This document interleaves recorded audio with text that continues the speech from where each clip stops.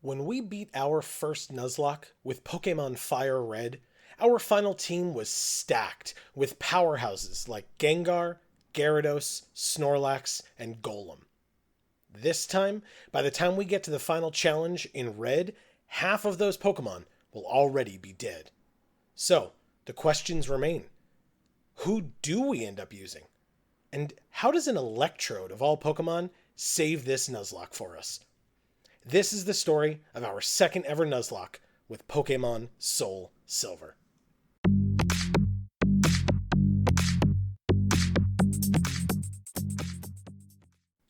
First off, to the uninitiated, a Nuzlocke is a challenge run of a Pokemon game played with some difficult restrictions. The main restrictions are that if a Pokemon you are using faints, it is considered dead and can no longer be used. Some people then release them, but we will be putting them in a PC box labeled the Graveyard that we can reference back to over time.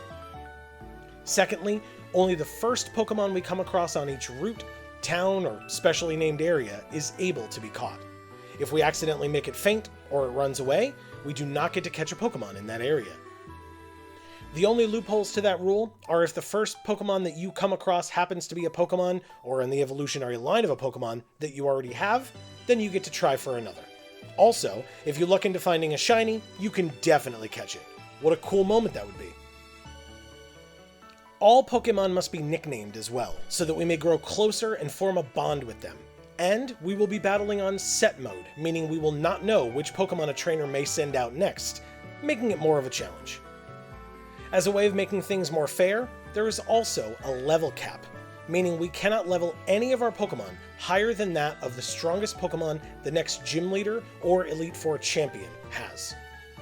So, getting into the game and knowing what we have coming up, I make the first big decision of the run and choose Cyndaquil as my starter.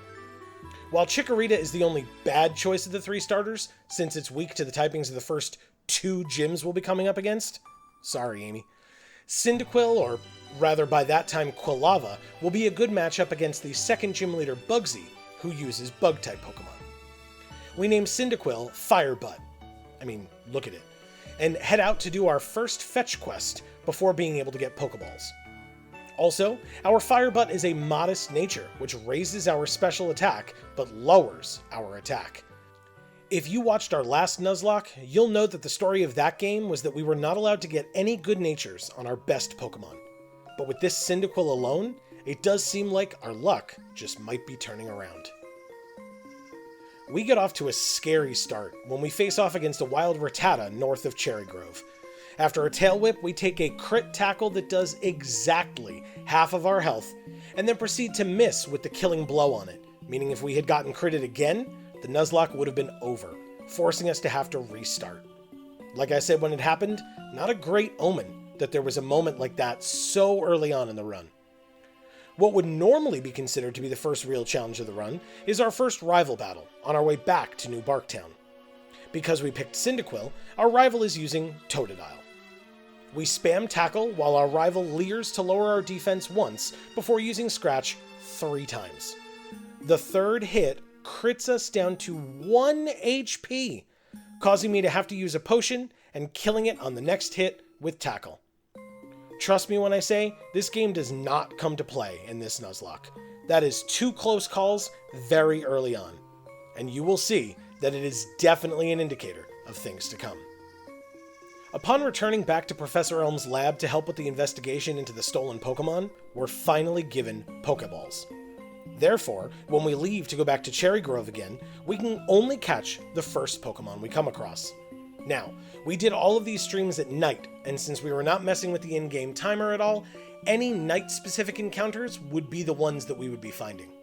Therefore, there is little surprise when our first encounter is a Hoothoot, level 3. Our level 8 Firebutt hits Hoothoot with just 1 tackle. Its health stays in the green, but instead of risking losing the encounter to a crit from Firebutt, I just threw 1 Pokeball, catching it on the first try. Since it's a male Hoothoot, what other name could it be nicknamed besides Mr. Owl? It's a sassy nature which raises special attack but lowers speed. The increase to special attack is nice to see, as you'll hear about later. After stopping quickly to heal in Violet after the walk north from Cherry Grove, we doubled back to get our encounter in Dark Cave. I was very worried we would end up with a Zubat since they are so prevalent. Instead, my wish came true and it was a Geodude. The flying type gym being first and the bug type gym second, both being weak to rock, combined with the third gym having normal types and moves that would be not very effective against rock, means that this was a huge get. I breathed a massive sigh of relief. Maybe this wouldn't be so bad after all. I still had to catch it, and thanks to Mr. Owl having just learned Hypnosis, we were able to put it to sleep and tackle it down without fear, thanks to its high defense. Once it was in the yellow, it took only one Pokeball, and the Geodude was ours. We named it Dwayne. You know, the rock. Keeping with the theme of getting as many encounters as possible, we went straight to Sprout Tower in the hopes of catching a Ghastly. I reminisced about how our Golem and Gengar in Fire Red made it all the way to the end with us, so having both of them again would be so nice. We did find a Ghastly as the first wild encounter in Sprout Tower, although it being level 5 was a little scary, given that only Firebutt was level 9, and the next highest level we had was 6. We don't want to lose Pokemon on our team trying to catch new ones. Just like with Dwayne, I used Hypnosis on it, which, in spite of its low accuracy, worked first try. Then, since all of the damage-dealing moves on our team were normal type, aka would have no effect on Ghastly, the only thing we could do was throw balls at it. Amy correctly calls me a lucky bastard as I catch it in a single Pokeball. We name it Peeves and head off to the ruins of Alph. After the catch fest, we check natures. Mary, the Rattata, has a bashful nature, which is neutral. Dwayne, our Geodude, is naive nature, getting a boost to speed and minus to special defense. And finally, Peeves the Ghastly has a neutral, quirky nature. Now, to complete the story requirements, and to level up our new full team that we would be using to take on Falconer, we breezed our way through Sprout Tower and then grinded on Route 32, up to the level cap of 13, before taking on the gym. We start off with Mr. Owl against Falconer's Pidgey. We immediately put it to sleep. We hoped to use that opportunity to get a clean switch into Dwayne so that he wouldn't have his accuracy reduced by Sand Attack. Pidgey did in fact immediately wake up, but thankfully used Tackle instead. It's faster than us, tackling again, but missing as we hit with Rock Throw, taking it down with one hit. His last Pokemon, Pidgeotto, comes in. We know it's going to be faster, but all it does is use Gust, doing more damage than I thought, but still nothing to worry about. Our first Rock Throw takes it to low red health.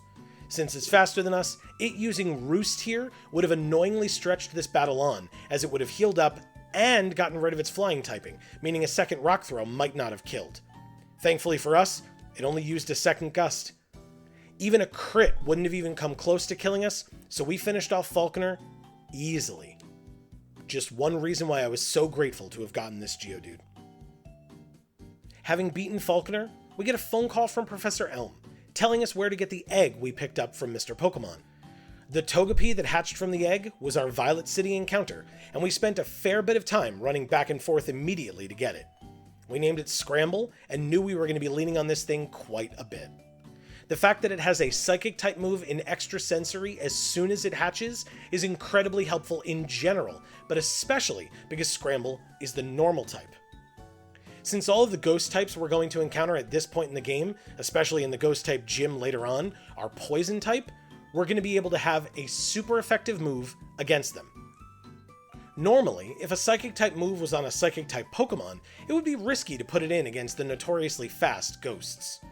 But the normal type can't be hit by Ghost-type moves. Therefore, this Scramble will be extremely helpful against Morty in Ecruteak. The trick is going to be leveling Scramble up with high Friendship so it evolves quickly, and keeping it alive long enough to make an impact against Morty. Sounds like there's no downside, right?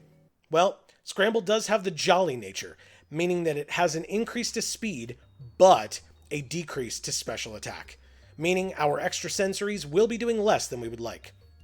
Thankfully, Togetic is actually rather defensive. Moving south of Violet leads to a lot of trainer and wild Pokemon battles, leveling up the whole team in the process, but especially Scramble. In the Slowpoke well, our Fire Butt evolves into Quilava. It's really nice that it happens with the level cap right before we fight the Bug-type gym. Speaking of which, Gym 2 is Bugsy's Bug-type gym. This one had me worried. His Scyther is notoriously fast, and even Quilava has had trouble against it when I was testing this game in the past. And on top of that, Bugsy starts with Scyther, his ace and his strongest Pokemon. But I caught Dwayne the Geodude, so this time we started with him. Scyther is faster, and it could have used U-turn, making this fight a lot more complicated. Instead, we get very lucky, and it uses focus energy instead. Dwayne hits with a rock throw, and thanks to Scyther's 4 times weakness to rock, it easily goes down in one hit. With his other 2 Pokemon being a Metapod with Tackle and a Kakuna with Poison Sting, we cleaned them up, even getting a crit with Scramble, allowing it to kill right as it got poisoned. That's Gym 2 down, and no deaths so far. The issue now is that we immediately have to go into a rival battle before we can even leave Azalea Town. While my team is good level-wise thanks to the gym, my biggest concern is his ace, Croconaw. 2 of my strongest Pokemon in Dwayne and Firebutt are weak to water, and I have nothing on my team that would be super effective against it. I do have 2 grass types in the box, in Teeth the Bellsprout and Amy's friend the Oddish, but they are very low leveled in comparison. But we grinded them up to level 17 to match the rest of the team, and faced off against our rival. We started with our Peeves the Ghastly against his Ghastly. 2 of our Nightshades takes it down. He immediately goes to the Croconaw to bite us, but we switch in Amy's friend. And Absorb did not do a lot, but we put it to sleep first try, and absorbed it a bunch more times. It woke up in enough time to crit and flinch us with a bite, causing us to have to switch out to Teeth to finish it off. With Zubat being the only Pokemon he had left, we switch out to old reliable Dwayne, who breaks through confusion, critting it with a rock throw to kill it and end another tougher fight with 0 deaths. Thank God we leveled up both of those grass types though. That Croconaw was scary. We're on our way to Goldenrod next to face off against Whitney. We fought Picnicker Gina on the route to the south of Goldenrod and got her phone number. See, in these games, once you fight certain trainers, they'll ask to exchange numbers and then call you on occasion. Some of these people will call you to ask for a rematch, but still others, like Picnicker Gina, will call to offer items. Picnicker Gina gives leaf stones. More on that in a little bit. Also though, after fighting Gina, Scramble finally evolved into a Togetic. Our encounter on that route ended up being a Drowsy, which we promptly traded to the person in the Goldenrod department store for Muscle the Machop. Now, everyone is different, but the way I play my Nuzlocks is that if you're lucky enough to get an in-game tradable Pokemon as one of your encounters, then trading it is just trading for another version of that encounter. Therefore, Muscle just replaces Drowsy as our Route 34 encounter, thereby allowing it to be legit within our Nuzlocke rules. Muscle is a lonely nature, boosting its attack and reducing its defense. It was also holding a Macho Brace. We'll save that for later. Getting our first fighting type in Muscle right before Whitney's normal types, and specifically her Miltank, especially with a boosted attack nature, is such a gift. Coming back around to Picnicker Gina, you might think that it's rather soon to be talking about her again, and you'd be right. The people who can call you about items that they want to give you can also just call to give you an update on themselves, which is super annoying. But the first 2 times that Gina called us, which were pretty soon after we got her number, she had a leaf stone for us. So we very quickly had 2 leaf stones, which is great since evolution stones in general are a lot harder to come by in this game than in the Gen 1 games and their remakes. We planned extensively to take on the notoriously difficult Miltank. We had backup plans for our backup plans, just in case this thing got too out of control. And so, our main plan was using our newly obtained Muscle. We set up a focus energy against Whitney's Clefairy as it missed its double slap against us. Then, we Karate Chop critted, killing it in 1 hit. Then, onto the Miltank. It outsped us, doing almost half with a single stomp, but we responded with a single low kick, critting again and taking it down in one hit. Muscle is no joke. We were shocked. There was not a world where I expected it to be that easy. But with that, this infamous threat was taken down. After we beat Whitney, but before we took on the Sudowoodo, Mr. Owl also evolved and became a Noctowl. Speaking of the Sudowoodo, since it's a possible encounter, we tried putting it to sleep and then whittling it down with Dwayne. Our first magnitude was only 6, so it didn't do too much. Our second was a magnitude 9, and so we killed it, meaning we missed that encounter. Unfortunate, but we were pretty happy with Dwayne, so we didn't get too down about it. Once in Ecruteak, we have to go into Burned Tower to activate the legendary dogs. Otherwise, Morty won't be in his gym.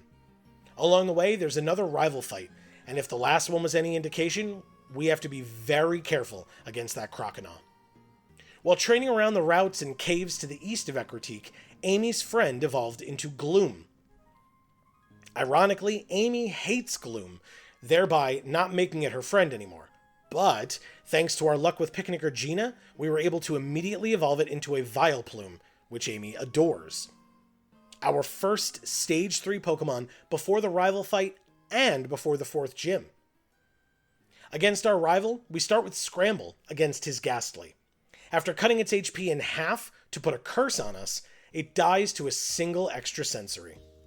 Good proof of concept for what I'm looking forward to doing in Morty's Ghost-type gym coming up. When he sends in Magnemite, we send in Firebutt. The Magnemite misses the Supersonic on our switch-in, and since we're faster, we kill with a crit Flame Wheel. I don't think the crit mattered either, but... When he sends in his Croconaw, the only one I was really worried about, I predict it using a Water-type attack since our Firebutt was still in, and at full health. Therefore, I felt like I would be okay for me to switch in Amy's friend without taking a dreaded Ice Fang. Instead, Croconaw uses Scary Face on the switch, meaning whether it would have been faster than us before, it will definitely be faster than us next turn. Therefore, it can freely use Ice Fang before we could get off a Mega Drain and try to take it down. We clenched up for no reason though, because Croconaw simply uses another Scary Face, lowering our speed again unnecessarily. Unfortunately, our Mega Drain only does about 3/4. Turns out, Amy's friend is pretty specially defensive, and so even though Croconaw did end up using Ice Fang, it only did about 1/3 of our health, meaning even a crit wouldn't have killed like I was afraid it would. So, one more Mega Drain and that scary crocodile goes down. His final Pokemon, Zubat, was easily mopped up by Dwayne again, despite taking 2 bites and hurting ourselves in confusion before hitting a single rock throw to take it out. That's another rival fight in the books, and this one seemed even easier than the last. Maybe because our Stage 3 evolution faced off against his only real threat against us, but no deaths to this point. That was about to change though. We needed a few more levels on our team before heading to Morty's gym. So, after healing up, we head back in to fully explore Burned Tower. We use Rock Smash and Strength to get a few items and head upstairs to face the trainers on the top floor.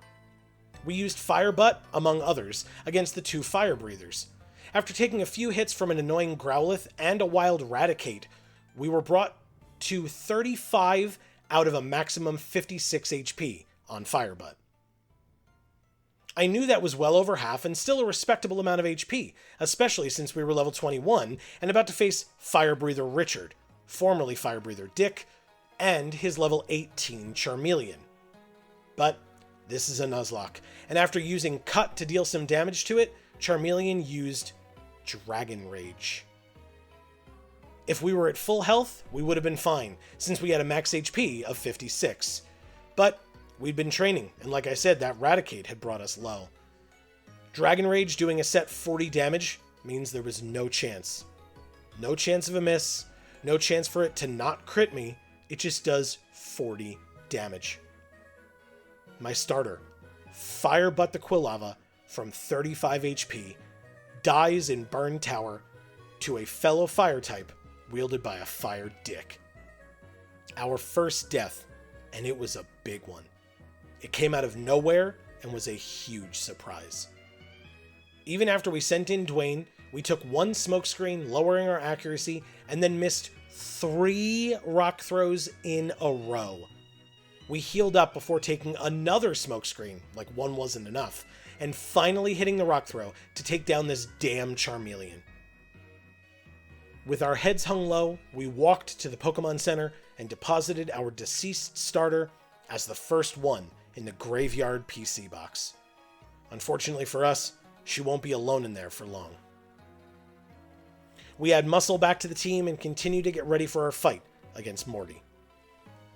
In fact, in doing so, Mr. Owl levels up enough to learn Confusion. Another example of a part normal type Pokemon that cannot be hit by ghost type attacks, having a move that will be super effective against all of the ghost's secondary type, Poison. With the routes kind of open to us once we get to Ecruteak, we take the time to grind up against the trainers in the lighthouse. The Spearow and Fearow that some of the trainers have like to use Pursuit, which is a dark type move that hits even if you are switching out. There was a particularly close call with Peeves getting hit by one of those and falling to 5 HP. While Peeves may not be the perfect choice against Morty's ghosts, since she will be weak to their ghost type attacks also, she does possess super effective moves, and so we wanted to level her up as much as we could. But that was scary. After doing a lot of traveling, we return to the route to the west of Ecruteak, and, after a number of duplicates, find a Magnemite.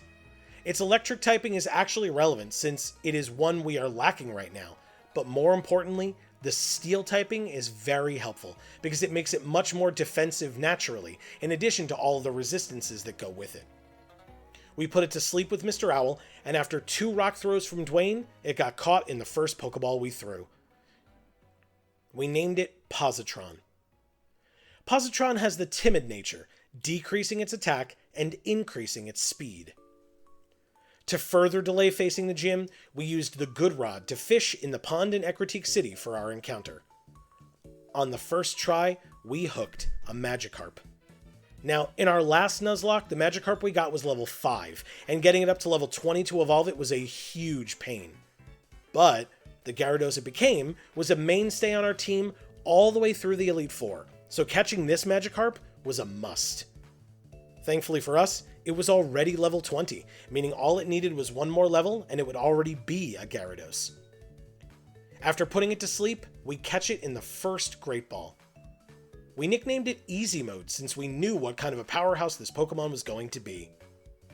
It was the sassy nature, increasing special defense and lowering speed. We immediately add him to the team in place of Muscle, who wouldn't do well against ghosts anyway, give it a rare candy, and immediately evolve it into Gyarados, teaching it Surf and Strength. With the boost in confidence from getting our newest team member, we head right into Morty's Ghost-type gym. Our new Easy Mode made easy work of all of the gym trainers, immediately cementing itself as the new powerhouse of the team. Without any of our Pokemon being at the level cap of 25, we challenge Morty. Starting with Scramble, we use that extra sensory to take out the Ghastly in one hit. His first Haunter comes in and curses, cutting its HP in half and then dying to a single extra sensory. Unfortunately, having been cursed, once we see his ace Gengar come in, we immediately switch out to Mr. Owl. We get trapped by Mean Look on the switch, but then thwart Gengar's Hypnosis/Dream Eater plan because of Mr. Owl's Insomnia ability. Since it can't hit us with any ghost type attacks, and with it now knowing we have Insomnia, I knew it was going to try and Sucker Punch us. But Sucker Punch only hits you if you're using an attacking move also.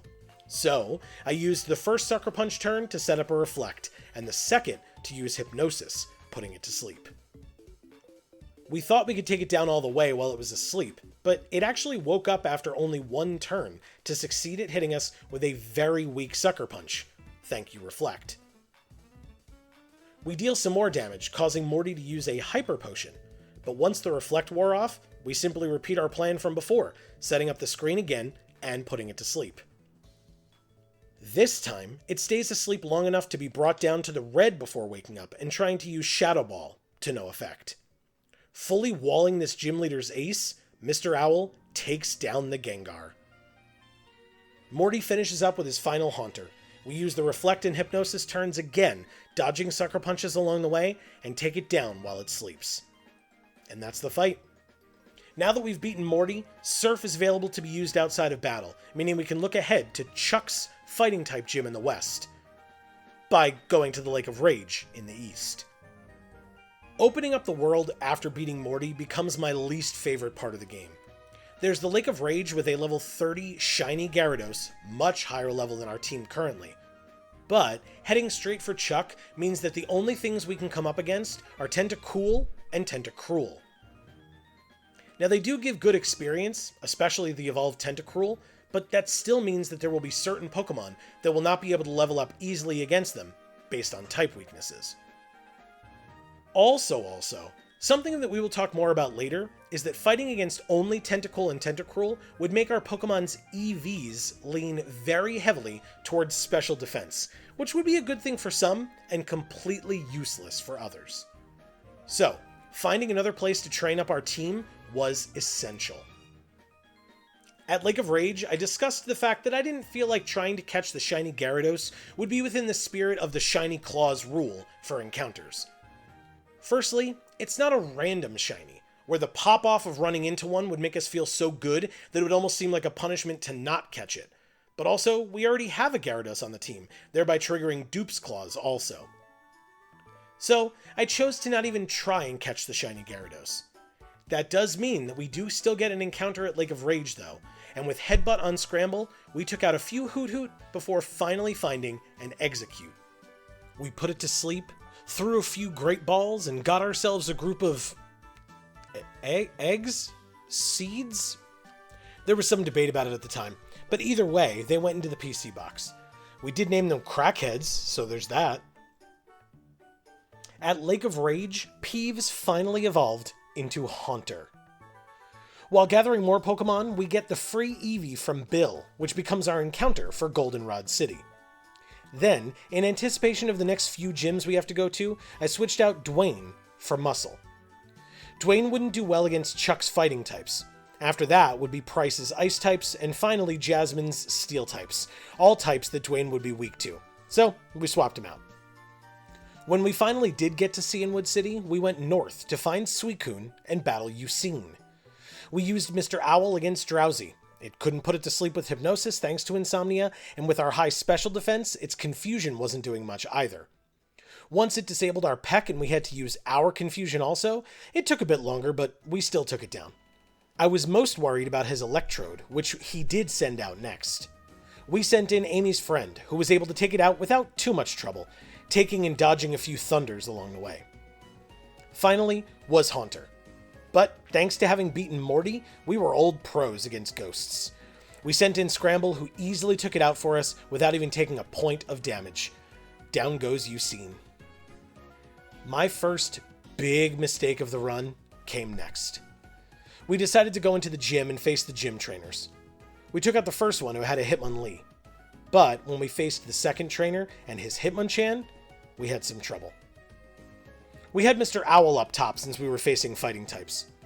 This Hitmonchan had the 3 elemental punches in Ice Punch, Fire Punch, and Thunder Punch. Since Mr. Owl was weak to 2/3 of them, we switched to Peeves, who lost more than half of her health to an Ice Punch.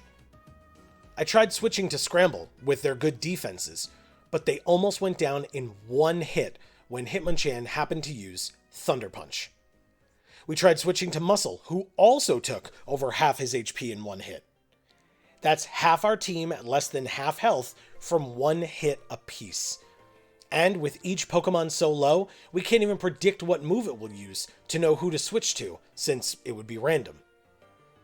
We switch in Amy's friend at full health, who takes an Ice Punch and almost dies. But with Amy's friend in, a Grass type, I thought it would make sense that it would at least not use Thunder Punch, since Electric is not very effective against Grass, Therefore, I could send in easy mode, not take a strong attack that we were 4 times weak to, and then have in a strong Pokemon with the benefit of Intimidate to finally take this thing down. With all of that predicting, I switch in easy mode, get off an Intimidate, and immediately take a Thunder Punch, living on 9 HP from full. Needless to say, I was getting very frustrated at this point. Our last full health Pokemon is Mr. Owl, whom we try to switch in against whatever move it decides to use. Mr. Owl takes a Thunder Punch, which crits, killing it in 1 hit. Giving up on predicting the AI, I decide to just send in my Pokemon with the highest physical defense, which is Scramble. To prove my point about not being able to predict anything, Scramble was a clean switch, but at low health.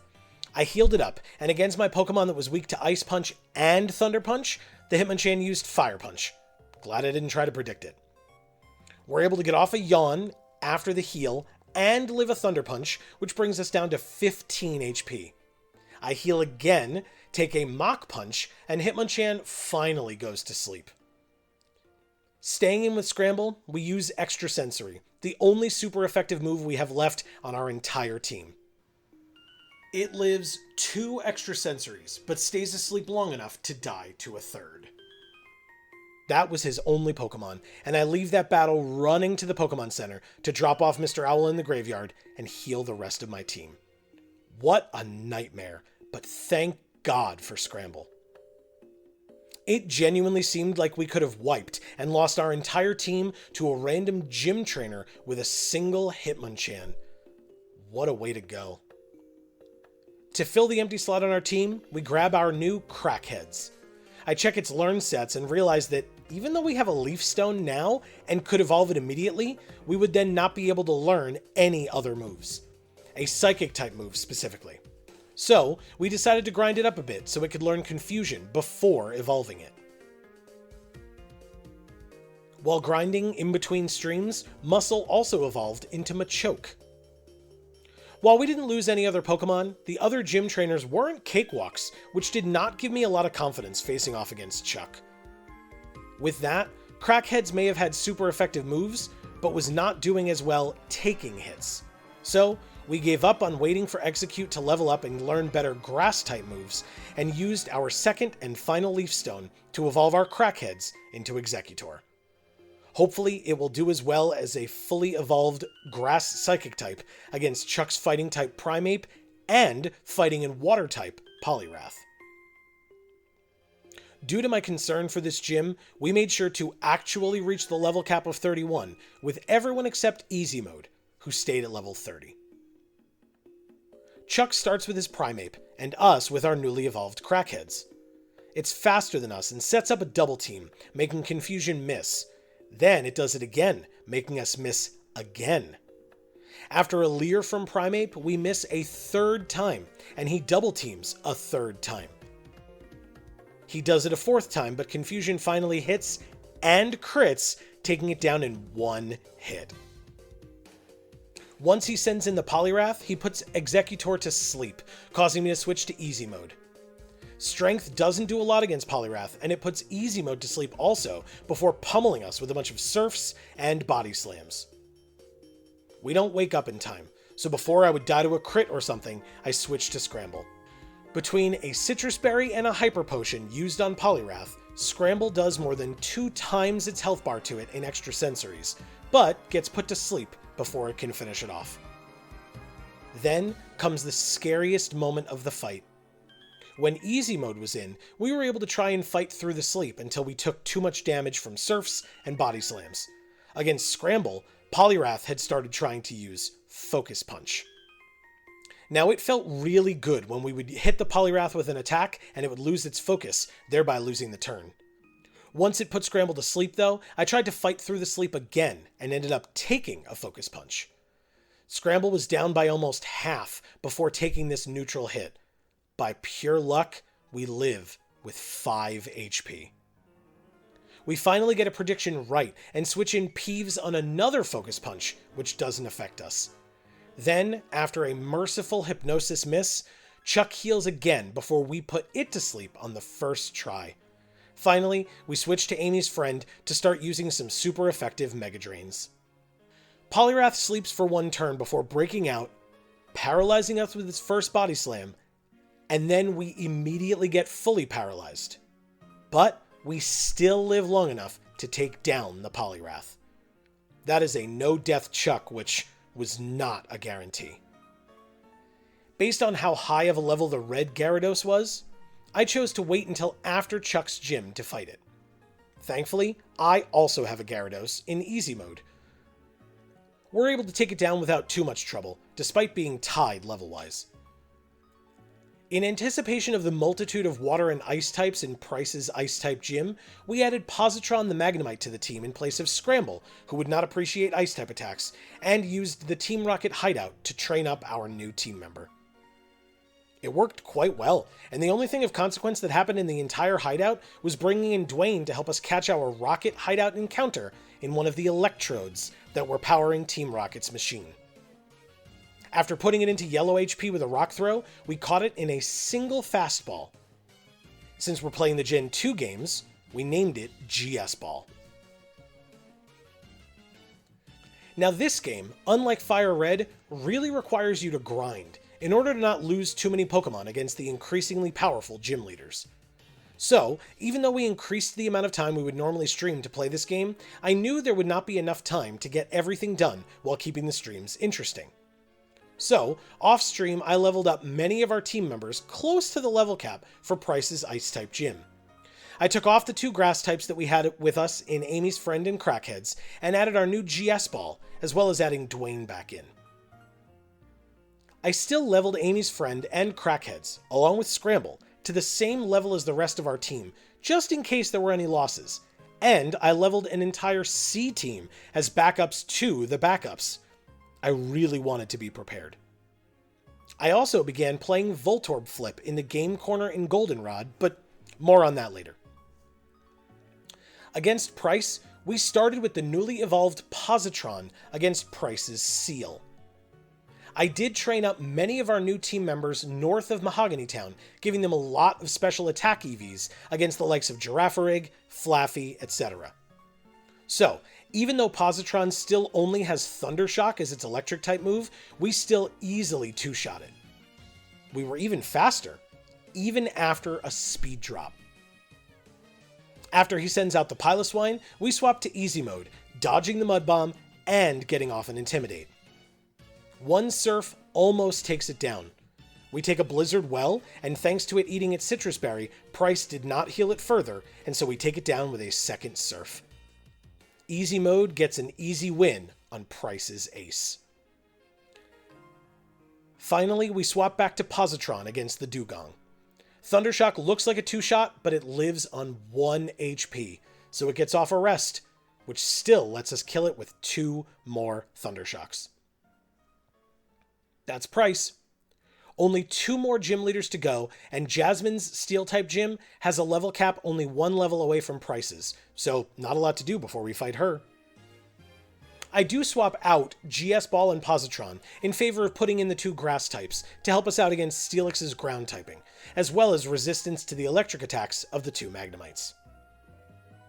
We start with Muscle against the Magnemite, and after setting up a Focus Energy to up our critical hit ratio, we take it out with 1 Revenge, but not before it paralyzes us. This actually helped a lot more than it hurt, because Muscle has guts, so paralyzing us here only boosted our physical damage. The second Magnemite confuses us. We hurt ourselves that turn, then take a Thunderbolt, putting us to the low yellow. Thankfully though, we are able to get an attack off through Parafusion, hitting this Magnemite with a Revenge also, and taking it out in 1 hit too. Since Muscle took out 2 of Jasmine's 3 Pokemon, and is looking pretty hurt while being confused and paralyzed, we happily take her out, switching in Amy's Friend. Unfortunately, we take an Iron Tail, which does over half, so we have to switch again. I was very afraid to put in easy mode against the Steelix, because it had Rock Throw, which would have really messed us up. And with Amy's Friend at such low health, it might have been using a random move again. But we risked it, sending in easy mode. Steelix used Iron Tail, dealing a fraction of our health. I knew we would be faster and hoped we could take it out with a super effective Surf. Our low special attack on easy mode makes that impossible though, and we have to watch as Steelix heals up using its Citrus Berry and then uses its powerful move of... Sandstorm? With the terrible decision by Jasmine to use Sandstorm, all we have to do is click Surf and watch her third and final Pokemon, her ace Steelix, go down. That is 7 out of 8 gyms and another deathless one, arguably one of the easier ones we've faced recently, despite having come straight here after facing Price. Looking next to Claire and her dragons, we know that Easy Mode's new Ice Fang will be very helpful, and we added in an electric type in Positron that will go well against her starting Pokemon, Gyarados. Before that though, we have to take on the entirety of Team Rocket as well as a rival fight that I completely forgot about. And yet, in spite of all of that, we took him down along with 4 different executives and countless grunts in less than an hour. Unfortunately, the massive threat on Claire's team is going to be her Kingdra. While the other dragons on her team will be weak to ice, Kingdra isn't, and is only weak to dragon. We did not have any dragon-type moves on the entire team, so our best plan is simply to throw a bunch of Pokemon that have powerful neutral moves against it. Not a great plan, I know, but it's the best plan we got.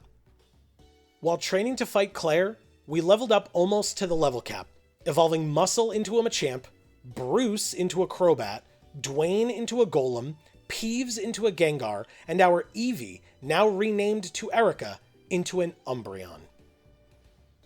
We also got a bunch of held items to up the power of many of our Pokemon's moves. We gave Dwayne the Hard Stone, Crackheads the Twisted Spoon, and Easy Mode the Never Melt Ice. We were slightly below the level 41 level cap, which, in hindsight, might not have been the smartest thing to do, but we start with Positron against the Gyarados. Positron had been a Magneton for a long time, and I had not figured out, even with allowing impossible evolutions, how to evolve it in SoulSilver into a Magnezone. Thankfully, while leveling up Positron to level 40 so that it could learn the more powerful electric-type move Discharge, it also evolved. So, Positron became even more powerful right before the gym fight. It made me a little less nervous, especially regarding her Gyarados.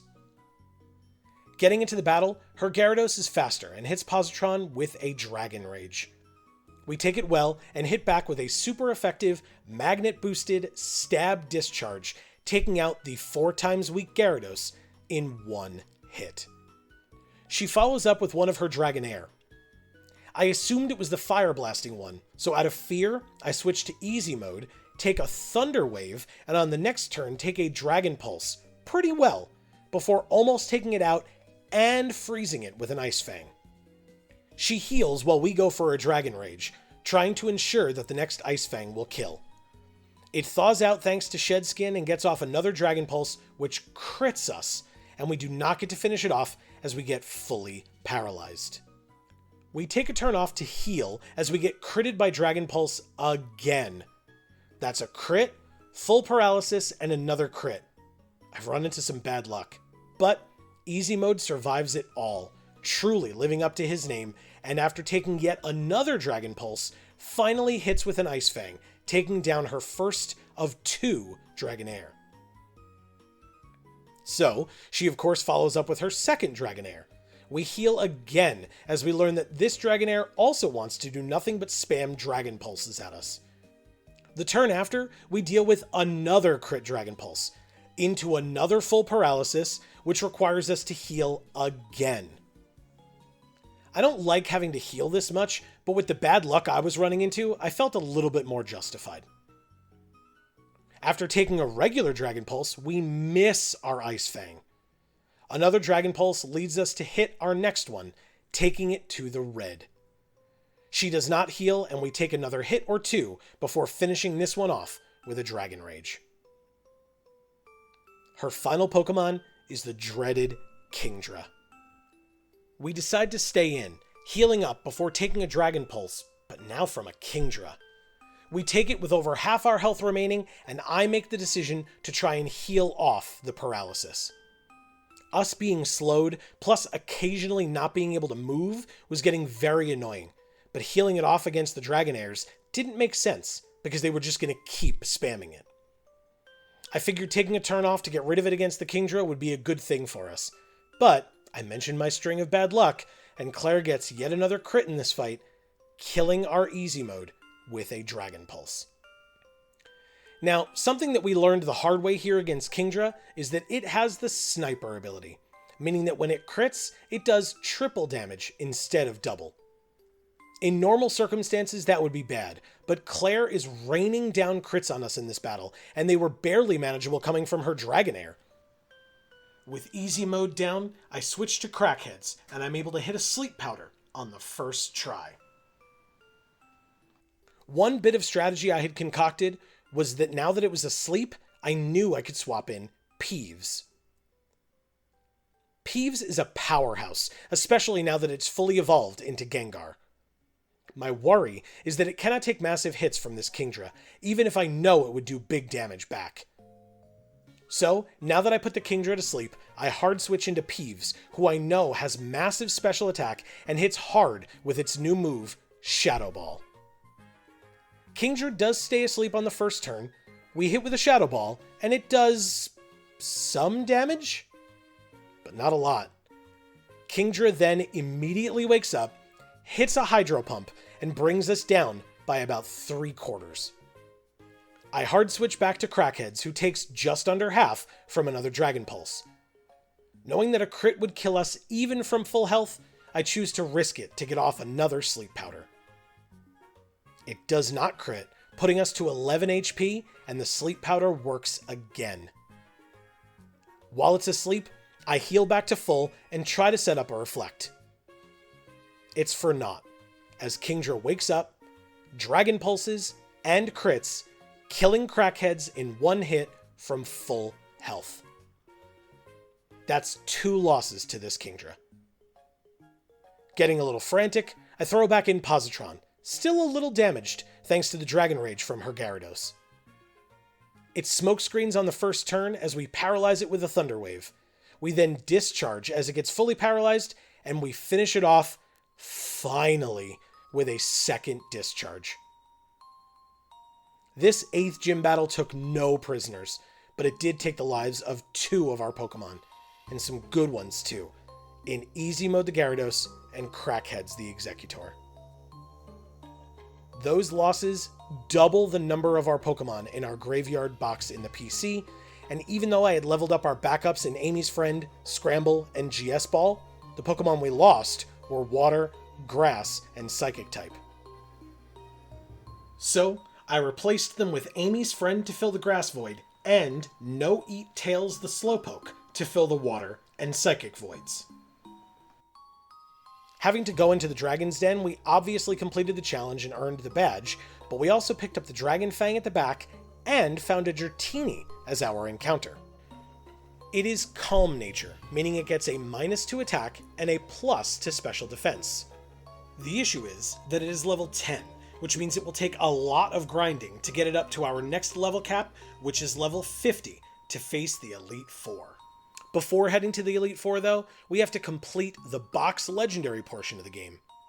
That means we head back home to New Barktown to get the Master Ball from Professor Elm before flying back to Ecruteak City to face off against all 5 of the Kimono Girls.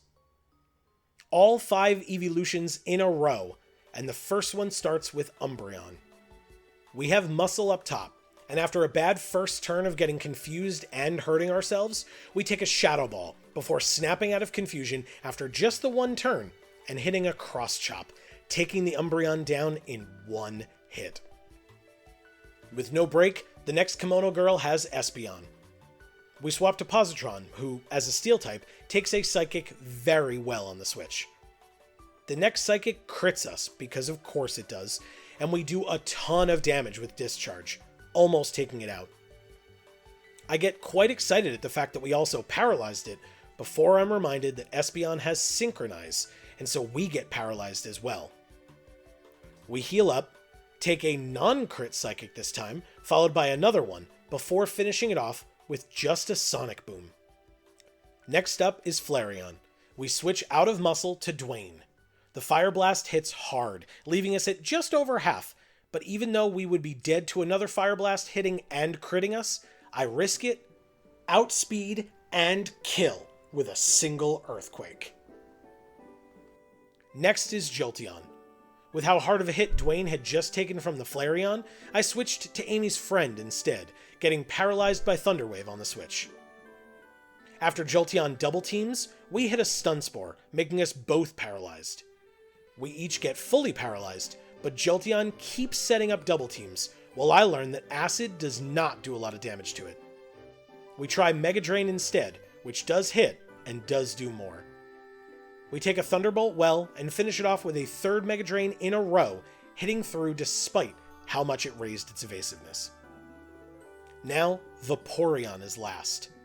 Our 2 Vaporeon counters in Amy's friend and Positron have both already battled. They're both down on health, and they're both paralyzed, but Amy's friend's health is higher. We get critted by Surf on the switch to Amy's friend, but I was going to switch out anyway since I saw that it had Aurora Beam. It does fire off one on Positron as I switch it in, but we take it very well. We heal to full, take a Surf, and then a second Surf, living on 30 HP before taking it to basically 1 with a discharge. We heal to full, taking another Surf, and despite knowing that we're dead to a crit, fight through to try to take it down. We instead get critted again, losing our Positron to the 5th and final Kimono Girl. Pissed, and knowing that I now have a clean switch, I send in Peeves, knowing it is our fastest Pokemon, and finish it off with a Shadow Punch that I also know never misses. Unfortunately though, right before the Elite Four, we still end up losing another Pokemon. Very disheartening here. With this loss, I really had to reevaluate our team going into the Elite Four.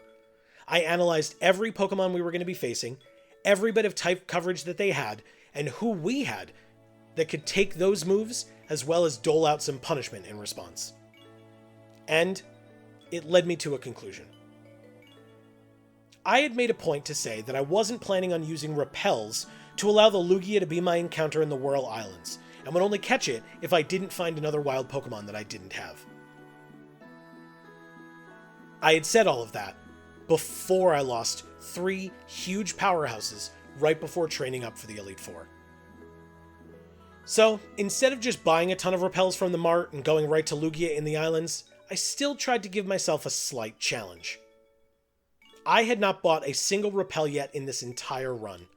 I only had a few that I'd found in the wild, and I had not been looking up where every hidden item was, just getting whichever ones I was lucky enough to find. So, I decided to try and find Lugia before my repels ran out. Now the nice thing is, I did go to the west of Cianwood to the Safari Zone, and came across a seal along the way as my encounter, catching it. You won't see me use the seal in this run, but the reason it was good that I caught it is because the only 2 encounters I could find in Whirl Islands that I would be trying to avoid would be Seal and Horsey. Unfortunately, Horsey cannot be found anywhere else in the game until we get to Seafoam Islands in Kanto, but half of the encounters now being duplicates is not bad at all. Another wrinkle I ran into is that not only do we need Surf and Whirlpool to get to the Whirl Islands, but it's dark in there, requiring us to use Flash if we wanted to get through without too much frustration. Entering the cave is when I realized that, and having already put Whirlpool on No-Eat-Tails the Slowpoke before evolving it into a Slowbro, I was not happy about having to also give someone Flash. But, not wanting to leave the islands, wasting the repels I'd already used fumbling around in the dark, I grabbed Flash out of my bag and taught it to GS Ball in place of Spark. I had already given it Charge Beam to have a special electric type move, since Spark is physical, so it wasn't a huge loss in my opinion. Plus, hopefully it would allow us to get to Lugia before running out of those repels. Using our last 3 remaining repels, we do in fact make it to Lugia. And without fear, we confront it, catch it in a Master Ball, and now we have the box legendary for the game in Lugia. based on its eye makeup, we name it Wing, and swap out Muscle to put Wing on the team as we go towards the Elite Four. We spent a good amount of time setting our moves on our Elite Four team before trekking to Victory Road, including adding Ice Beam and Flamethrower from the game corner to No Eat Tails the Slowbro. We were able to get both of these thanks to a lot of Voltorb flipping on my part. Now, if you're not familiar with what Voltorb flipping is, I encourage you to look it up, because I could make a long video just talking about Voltorb flipping, which, if you do want that at some point in the future, let me know in the comments. But for the basics, it's an analytical game similar to Minesweeper, which I like, but since it's a game of chance, it's also very dependent on luck. Off stream, I must have played Voltorb Flip for hours and hours, but against the Elite Four, I'm going to be happy I did. With our team fully selected for taking on the Elite Four, we traveled to the Pokémon League, surfing, biking, and running our way up, fighting a bunch of trainers, and getting a few encounters along the way. We discussed how I was using the trainers to try and get some much needed experience for my Pokemon, and since the level difference was hovering around 8 to 10 in our favor, I was keeping in Pokemon that were weak to moves our opponents had, in the hopes that we wouldn't have to dilute their experience by sharing it with whomever we had to switch out to. You may know where this is going, but we stayed in against a Growlithe who was 8 levels weaker than Amy's friend. We did 2/3 or so with an Acid, and lowered its special defense, meaning we could easily take it out with a second one. We even outsped, so all we had to do was live the one attack it was going to get off. Growlithe's critical hit Flamethrower had other ideas though, and so on our way to the Elite Four, we lost one of our main team members. Without much fear, at the end of Victory Road, we take on our rival for one last time, before the Elite Four at least. We took down the Sneasel with one Rock Smash from Dwayne. He then sent out Magneton, which was an odd choice to say the least, but not one to look a gift horse in the mouth, I simply clicked Earthquake and watched it go down. Then he made a smart move and sent out his Feraligatr. We swapped to GS Ball, missing a Charge Beam and going down to the red after 2 waterfalls. We heal up before actually hitting with a Charge Beam at all.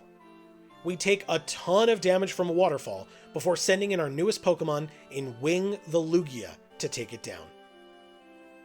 He follows up with Haunter, which we finish off with 1 extra sensory. The Golbat is in next, which Dwayne breaks through confusion to take out with a single Rock Throw. His final Pokemon is Kadabra. We swap in No Eat Tails as he sets up a Reflect. We almost take it out with 1 Surf, and then finish it off with a Flamethrower. With that, we were at the Elite Four. We had picked our team, keeping Wing the Lugia, of course, Peeves the Gengar, Dwayne the Golem, GS Ball the Electrode, and No Eat Tails the Slowbro. But that's only 5.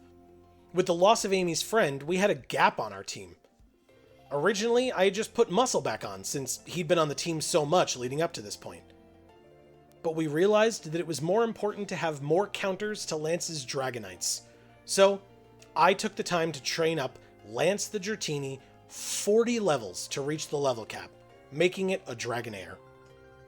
For coverage purposes, and to benefit from all that Voltorb flipping I did, we traded in our coins for the Flamethrower and Ice Beam TMs at 10,000 coins each.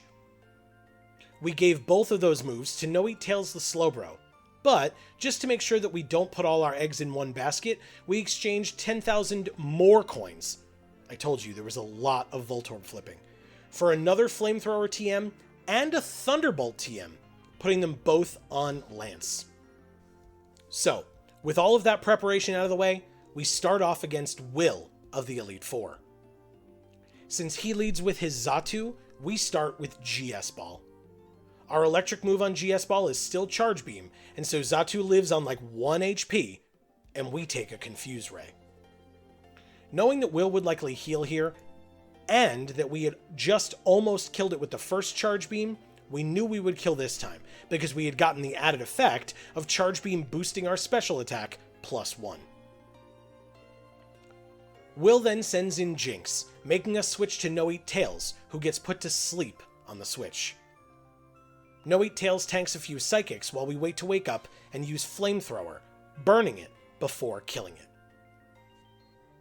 When Will sends in his Ace in his second Xatu, we switch back to GS Ball, taking an Ominous Wind quite well. We then do over half with the first Charge Beam and fight through getting confused again before killing it with another one. Next is Executor, whom we decide to not use No Eat Tails on, since we didn't realize that Will is raising a powerful special attacking grass type without any grass moves. Anyway, we put in Lance to combat No Eat Tails' weakness to grass and take it out with some Thunderbolts. Lance took a fair bit of damage thanks to a Psychic from Executor, so when Will sends in his last Pokemon in Slowbro, despite having Thunderbolt on Lance, we switch to GS Ball and take it out with a few Charge Beams. That's a clean Will. I know he's the first, and all of our Pokemon are at the final level cap, but that does not make me any less nervous for all of these fights. Next is Koga. We have a lot of answers for his team, but since we haven't used it yet, we started with our legendary Wing to hit his Ariados with Fly, which kills it in one hit. He then sends in Forretress. Since this Pokemon is 4 times weak to fire, I just swap in No Eat Tails, while it sets up 1 layer of Poison Spikes. 1 Flamethrower takes it out, and he follows up with his Muck, but we use Zen Headbutt twice, taking it out pretty easily. Crobat comes in, and we keep using Zen Headbutt, taking it out in 2 Zen Headbutts also. The only remaining Pokemon is Venomoth. We stay in to Flamethrower it, taking a Toxic. Koga pumps a bunch of heals into Venomoth, and we finish it off with a bunch of Flamethrowers. Since Wing took no damage, No Eat Tails is the only one who needs healing after fighting one of the Elite Four members. Next is Bruno, who starts with a Hitmontop. The fun thing about this Hitmontop is that it has 2 fighting type moves, a normal type move, and a ground type move. Since Peeves is a ghost type, it is immune to normal and fighting, and with Levitate, it can't be hit with ground type moves either. So, Hitmontop is a free kill with Peeves out, which we do with just 2 Shadow Balls.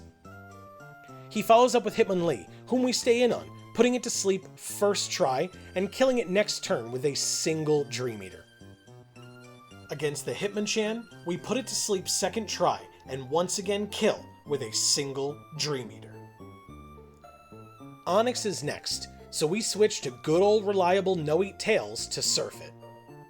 We had been inadvertently training a bunch of defense EVs into our Slowbro since we were fighting Gravelers and Onixes on Victory Road, making its defense stat almost 70 points higher than the next highest stat.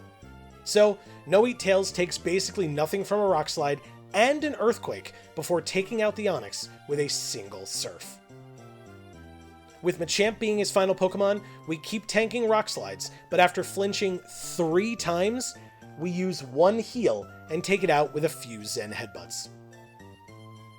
Karen is the final main member of the Elite Four, and after no issues against any of the prior 3, I still had my strategies, but I wasn't worried about much besides her Gengar, since we would be trying to use Peeves against it, and they are super effective against one another. Against her lead Umbreon, we start with Dwayne and use Earthquake.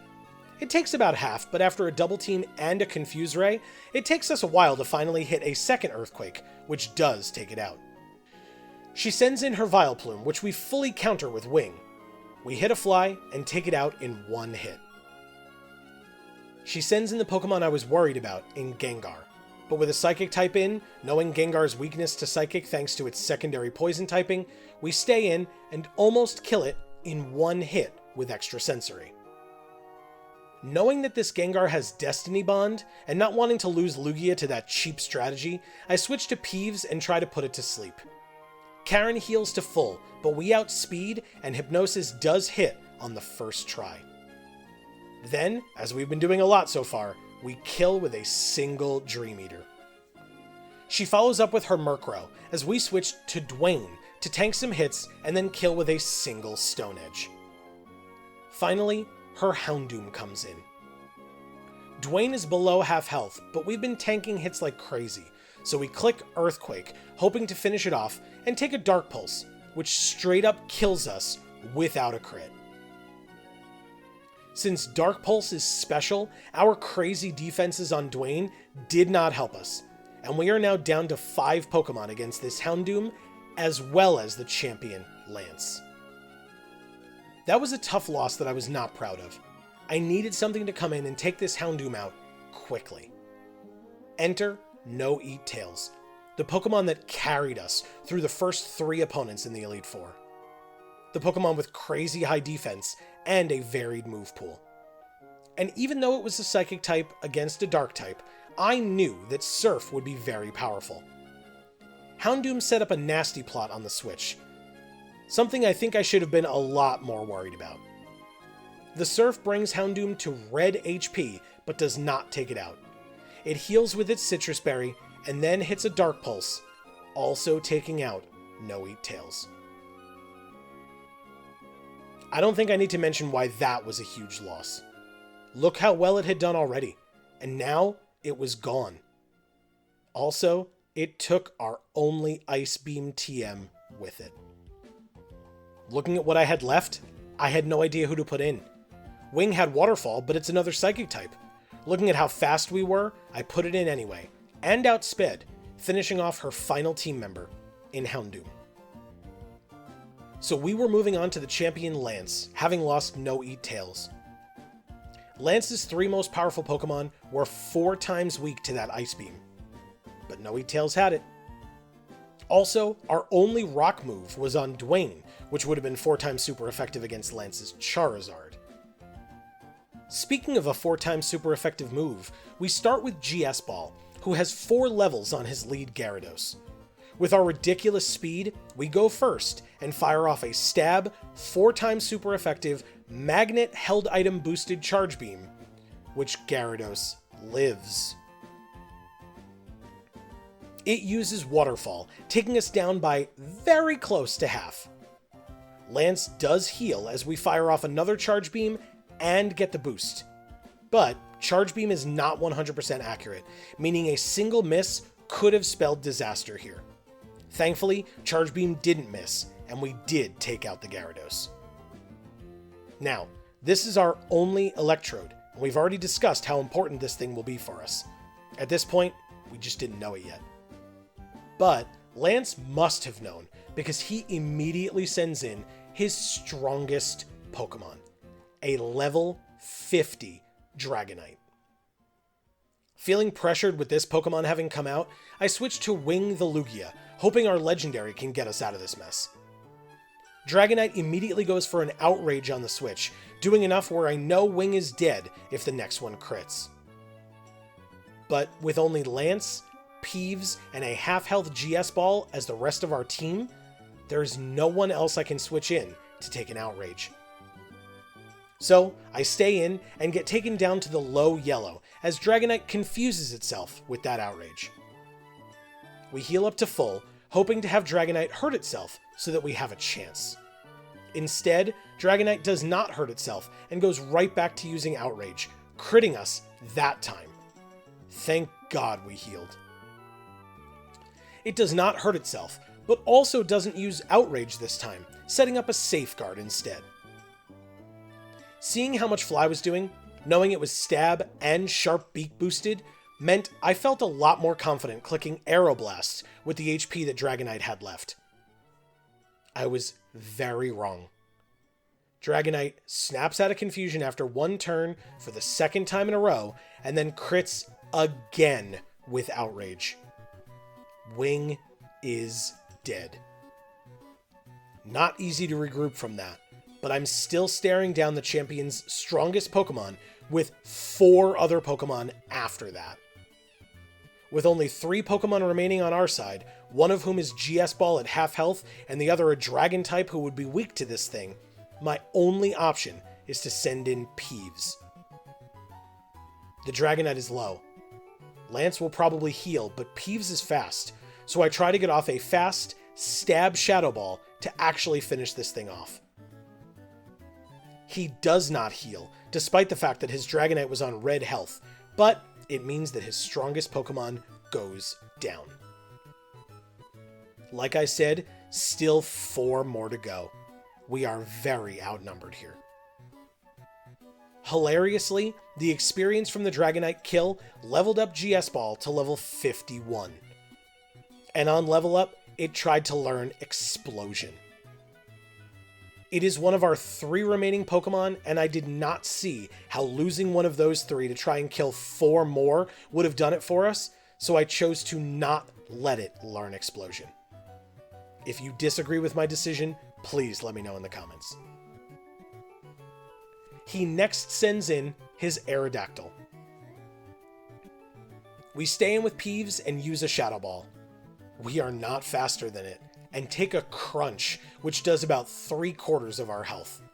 The Shadow Ball does half to it, but we saw that we were slower, so staying in and trying again would be very foolish.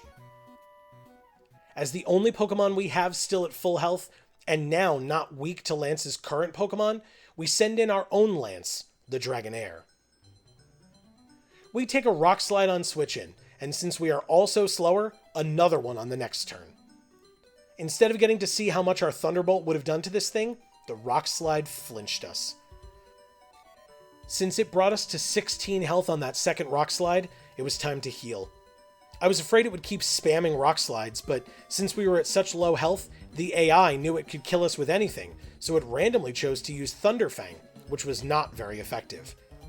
That gave us a chance to try our Thunderbolt again. It still got to hit us with Rock Slide, but while it didn't flinch us, the Aerodactyl lived our attack on 1 health. Out of desperation, I switched to GS Ball, our hero.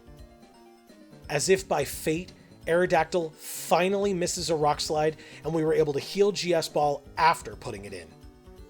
The next Rock Slide doesn't quite do half to us, but we use our next turn to heal Lance in the party to full, while GS Ball surprisingly tanks another Rock Slide, leaving us with 12 remaining HP.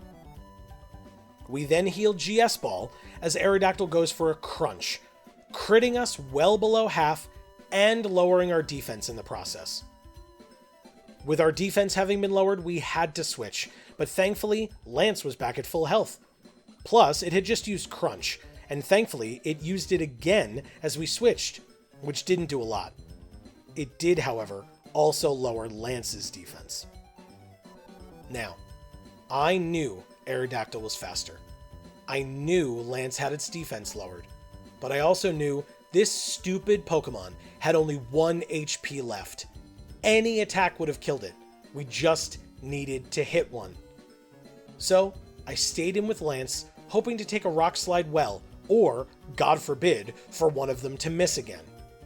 Instead, it hit, taking down Lance as well. That's 4 of our 6 Pokemon dead, with only GS Ball and Peeves, each now below half health remaining, to try and take on this Aerodactyl. Not to mention the 2 more Dragonite and a Charizard that Lance still had waiting for us. As far as I was concerned, this was the end of our Nuzlocke.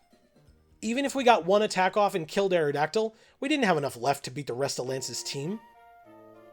I felt pretty defeated, but we put GS Ball back in, 50 health and all. GS Ball was faster than the Aerodactyl, and since we got the clean switch after Lance's death, I risked the Charge Beam missing and finally hit and killed Aerodactyl. 3 more Pokemon to go for Lance. Now, Lance sends in one of his level 49 Dragonite. He has 2 of these, and the only differences between them is that one of them has Thunder, while the other has Blizzard. Neither of those moves are super effective against either of my remaining team members in GS Ball and Peeves, so I keep GS Ball in and heal it to full to see what move he will use. GS Ball dodges Dragonite's Dragon Rush like a pro, giving us the chance to set up a light screen. We get paralyzed by Thunder Wave, which I heal off immediately with a full heal. Another Dragon Rush misses, and I feel inspired. Over the next number of turns, I swap among healing off paralysis from Thunder Waves, setting back up light screens when it wears off, and using Flash, lowering Dragonite's accuracy, eventually to -6. Also, the one time Dragon Rush did hit us, it did a bunch, but Dragonite paralyzed itself thanks to our static ability. So, after paralyzing it and lowering its accuracy to -6, I decide to use the move that we have not used in the entirety of this Elite Four on GS Ball. A move that is terrifying to use in a Nuzlocke, because you don't have control over your Pokemon after you've clicked it. The move has to miss, be used for 5 turns in a row, or you have to die to regain control. I cross my fingers and click Rollout. It's a Rock-type move, which all of Lance's remaining Pokemon are weak to. In fact, his Charizard is 4 times weak to it. It builds up damage every time it hits. Will GS Ball be our hero, or go down in a blaze of glory, like so many before? Let's see.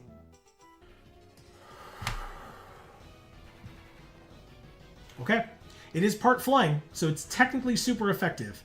It's fully paralyzed. Okay. But yeah, I just have to sit here with my hands off the keyboard because Rollout takes over fully. Fully paralyzed. Yes.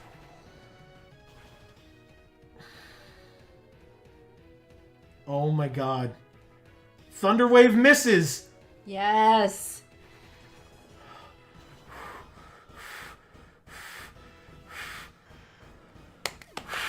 Okay. 1 down, 2 more to go. That's a lot of experience for GS Ball. Come on. Alright, light screen wore off.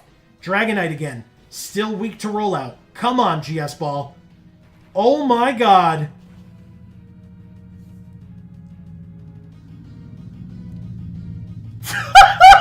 Yes! Oh my god, that was hot. Alright, a Pokemon that's 4 times weak to rock. We just have to hit this Rollout, and we win. Okay. Alright, I thought this would never happen. Dude, I thought... Okay, alright, so we're out of Rollout. We are out of Rollout. Damn. Okay, let's take a minute. That's insane. Yeah. That's insane. We took out 2 Dragonites with Rollout. Okay. So, this is a Fire Flying type Charizard. It's his final Pokemon. It has Shadow Claw, which is a Ghost type move. Peeves is our only other Pokemon. So if we can do this with just GS Ball, that'll be very helpful, because putting Peeves in here is very scary. GS Ball is at full health. 3 of Charizard's 4 moves are physical, so Light Screen will only help us against Air Slash. We're not weak to flying on either of our Pokemon. He's also got Dragon Claw, Fire Fang, and Shadow Claw. Like I said, Shadow Claw will do well against Peeves. I don't think we can pull off another Rollout here, but it is weak to Charge Beam. And Charge Beam does raise our special attack. So I think we have a chance here with Charge Beam, but it's very scary. Because I don't know what this Charizard's going to do. Almost certainly a physical move, but again, it could be Air Slash, and then maybe we would have wanted to Light Screen. But I'm going to try the Charge Beam and see what we can do. Okay. We are faster. We expected that. This is a super effective magnet-boosted stab Charge Beam.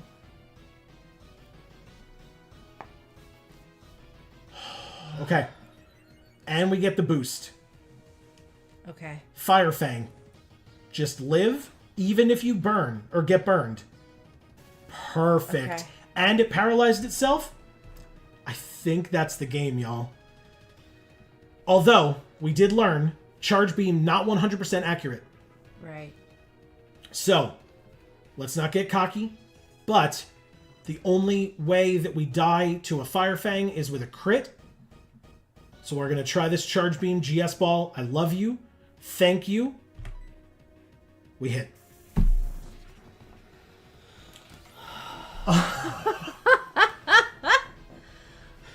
Wow.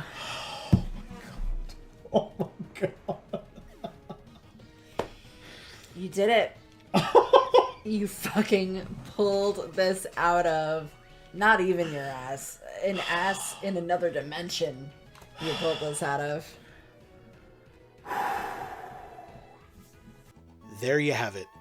Peeves and GS Ball are the only remaining members, and we have beaten the Elite Four and the champion Lance. Now they enter the Hall of Fame. But we're not done yet. I mentioned it at the top, but we are taking this run all the way to Red, which means we have 8 more gyms to beat, and maybe even some other fun things to do as well. But that means we have 4 new Pokemon to add to the graveyard and a new team to build up. We end up back home with Mom, get an SS ticket from Professor Elm, and walk all the way to Cherry Grove since our flyer in Wing is dead. Then we deposit into the graveyard and add Scramble back to the team, as well as newcomers Hasbro the Ponyta, Erica the Umbreon, and Ball Lover the Quagsire. Ball Lover will help replace the loss of our ground type in Dwayne and our water type in No 8 Tails. Scramble has a psychic type move in Extrasensory and can replace our flying type loss in Wing. I know that once we get to Kanto, we end up at Vermilion City, meaning our first challenge is to take on Lieutenant Surge. That makes our new level cap level 53. But also, our new Ball Lover perfectly walls all of Lieutenant Surge's team. The scariest thing he can do to us is use Explosion with his Electrode, but Ball Lover's Damp ability prevents other Pokemon from blowing up. So, after taking the SS Aqua to Kanto and beating everyone on the ship, we get some encounters on the routes around Vermilion so that we can train up the new team members to the level cap to be ready to take on the Kanto gyms. During training, Hasbro evolved into Rapidash. So, as the first gym leader we take on in Kanto, we beat Lieutenant Surge's stupid electronic locks puzzle on only the second try. No reason to do anything fancy here, so we start with Ball Lover, and literally every one of his 5 Pokemon go down to a single Earthquake without us taking a point of damage. Something to be said about a perfect strategy. We immediately leave Surge's gym and go straight to Saffron and right into Sabrina's gym. We take out all of the gym trainers easily. But, to make up for how easily we solved Surge's puzzle, I got lost among Sabrina's warp pads for too long before taking her on. Anyway, we solo all 3 of her Pokemon with Erica, ending in the red, but not really being too worried along the way. Since the next gym is Erica's gym, I know it's confusing with her Umbreon, sorry, and she uses grass types, we're not bringing Ball Lover anywhere near it, since he is 4 times weak to grass. So, since we need a cut user to even get in, we bring 747 the Skarmory instead. Erica's was the first gym we actually had to switch around our Pokemon in, with a little bit of stress. But, thanks to the likes of Hasbro, Scramble, and Peeves, and 2 Hyper Potions, they allowed us to take down all 4 of her Pokemon. The most frustrating point being me missing a 95% accurate fly with Scramble 3 turns in a row. The next gym is Misty's gym, and while we could, of course, count on GS Ball to do well, I noticed that she has a Quagsire. But we just got Giga Drain from Erica, and so I checked to see who could learn it, and taught it to Peeves. So, after battling a bunch of trainers on the way to Cerulean, and dealing with the issues at the power plant that takes way too long, we're finally allowed to challenge Misty. I was confident going into this one with just GS Ball, except for the Quagsire, but her Golduck crit us down to 3 HP. We did finish it off as Misty sent in her Quagsire. We switched in Peeves as we planned, and took it down with a single Giga Drain. Luckily for us, she followed it up with her Starmie, which, since it's part Psychic, went down to a single Shadow Ball. The problem was her Lapras. She is a tanky Pokemon with a fair bit of type coverage. We end up swapping around a lot before settling on Erica, using Confuse Ray on it and tanking a bunch of hits, while watching it slowly go down to hurting itself in confusion and incremental damage from us as well. Between Misty using 3 full restores on it, and it putting us to sleep over and over again with Sing, this one was a grind, but we were patient and took it down, securing the win. After that, a quick trip down Cycling Road from Celadon gets us to Janine's gym in Fuchsia City. With Janine, GS Ball easily took out Crobat. Wheezing was no match for Peeves, especially since it only had 1 move to hit us with, and it was Poison type. Hasbro took out both of her Ariados, and Scramble took down her ace, Venomoth. That Venomoth being the only thing that gave us any pause. Next up is Brock. The hilarious thing about Brock's entire team is that all 5 of them are 4 times weak to grass, with rock ground types and rock water types. That means that Peeves and her new Giga Drain are going to be our go-to here. With how fast she is, we imagine it's going to go well. But first, there's a Snorlax blocking Diglett Cave to the east of Vermilion. Since I fixed the issues at the power plant, I can go and get the expansion card for the radio so that we can tune in to the Pokéflute channel and wake up the Snorlax. These things are dangerous, and in our previous Nuzlocke, even though we caught it, we lost our starter in the process. We could not afford another big loss here, even though I really wanted to catch this thing. After almost going down to a Giga Impact, I could no longer stay in with Hasbro, and instead switched to Peeves, since she would be unaffected by it. I put it to sleep with Hypnosis while it was still in the high green, and then did not do a lot with Giga Drain. Despite how notoriously specially defensive Snorlax is, I was still not confident it would live a Dream Eater from us, even at almost full health. So instead, I tried just throwing a ball. I picked a Dusk Ball since we always stream at night, and like the pure luck sack that I am, caught it first try. Really didn't expect that, but very happy to have caught this Snorlax, nicknamed Flanders. It has a minus attack and plus defense nature. We are not adding it to the team immediately, but we know Peeves is going to be our main against Brock. Brock has 5 Pokemon. With Peeves holding the Miracle Seed and her ridiculously high special attack, she used 5 Giga Drains, and the battle was over. It's as easy as that. Nothing to do in between, so the next gym is Blaine's. We know Blaine has Thunder Punch on his Magmar in the hopes of dealing with any water types. Thankfully, our water type in Ball Lover is Water Ground, so we're hoping to pull off another sweep with Ball Lover here. We one-shot the Magcargo with a Surf. Unfortunately, we get outsped by the Magmar, who was able to set up a sunny day before our first Surf, weakening it. We killed it with a second one though, and then switched to using Earthquake on his Rapidash. It was faster than us and 1 level stronger, but after some confusion and bounce shenanigans, we easily took it out in 1 hit, much to our surprise. So, that's Blaine down pretty easily. That is 7 out of 8 Kanto gyms, with almost all of them being swept by a single member of our team. Blue, as the 8th and final gym leader, is different.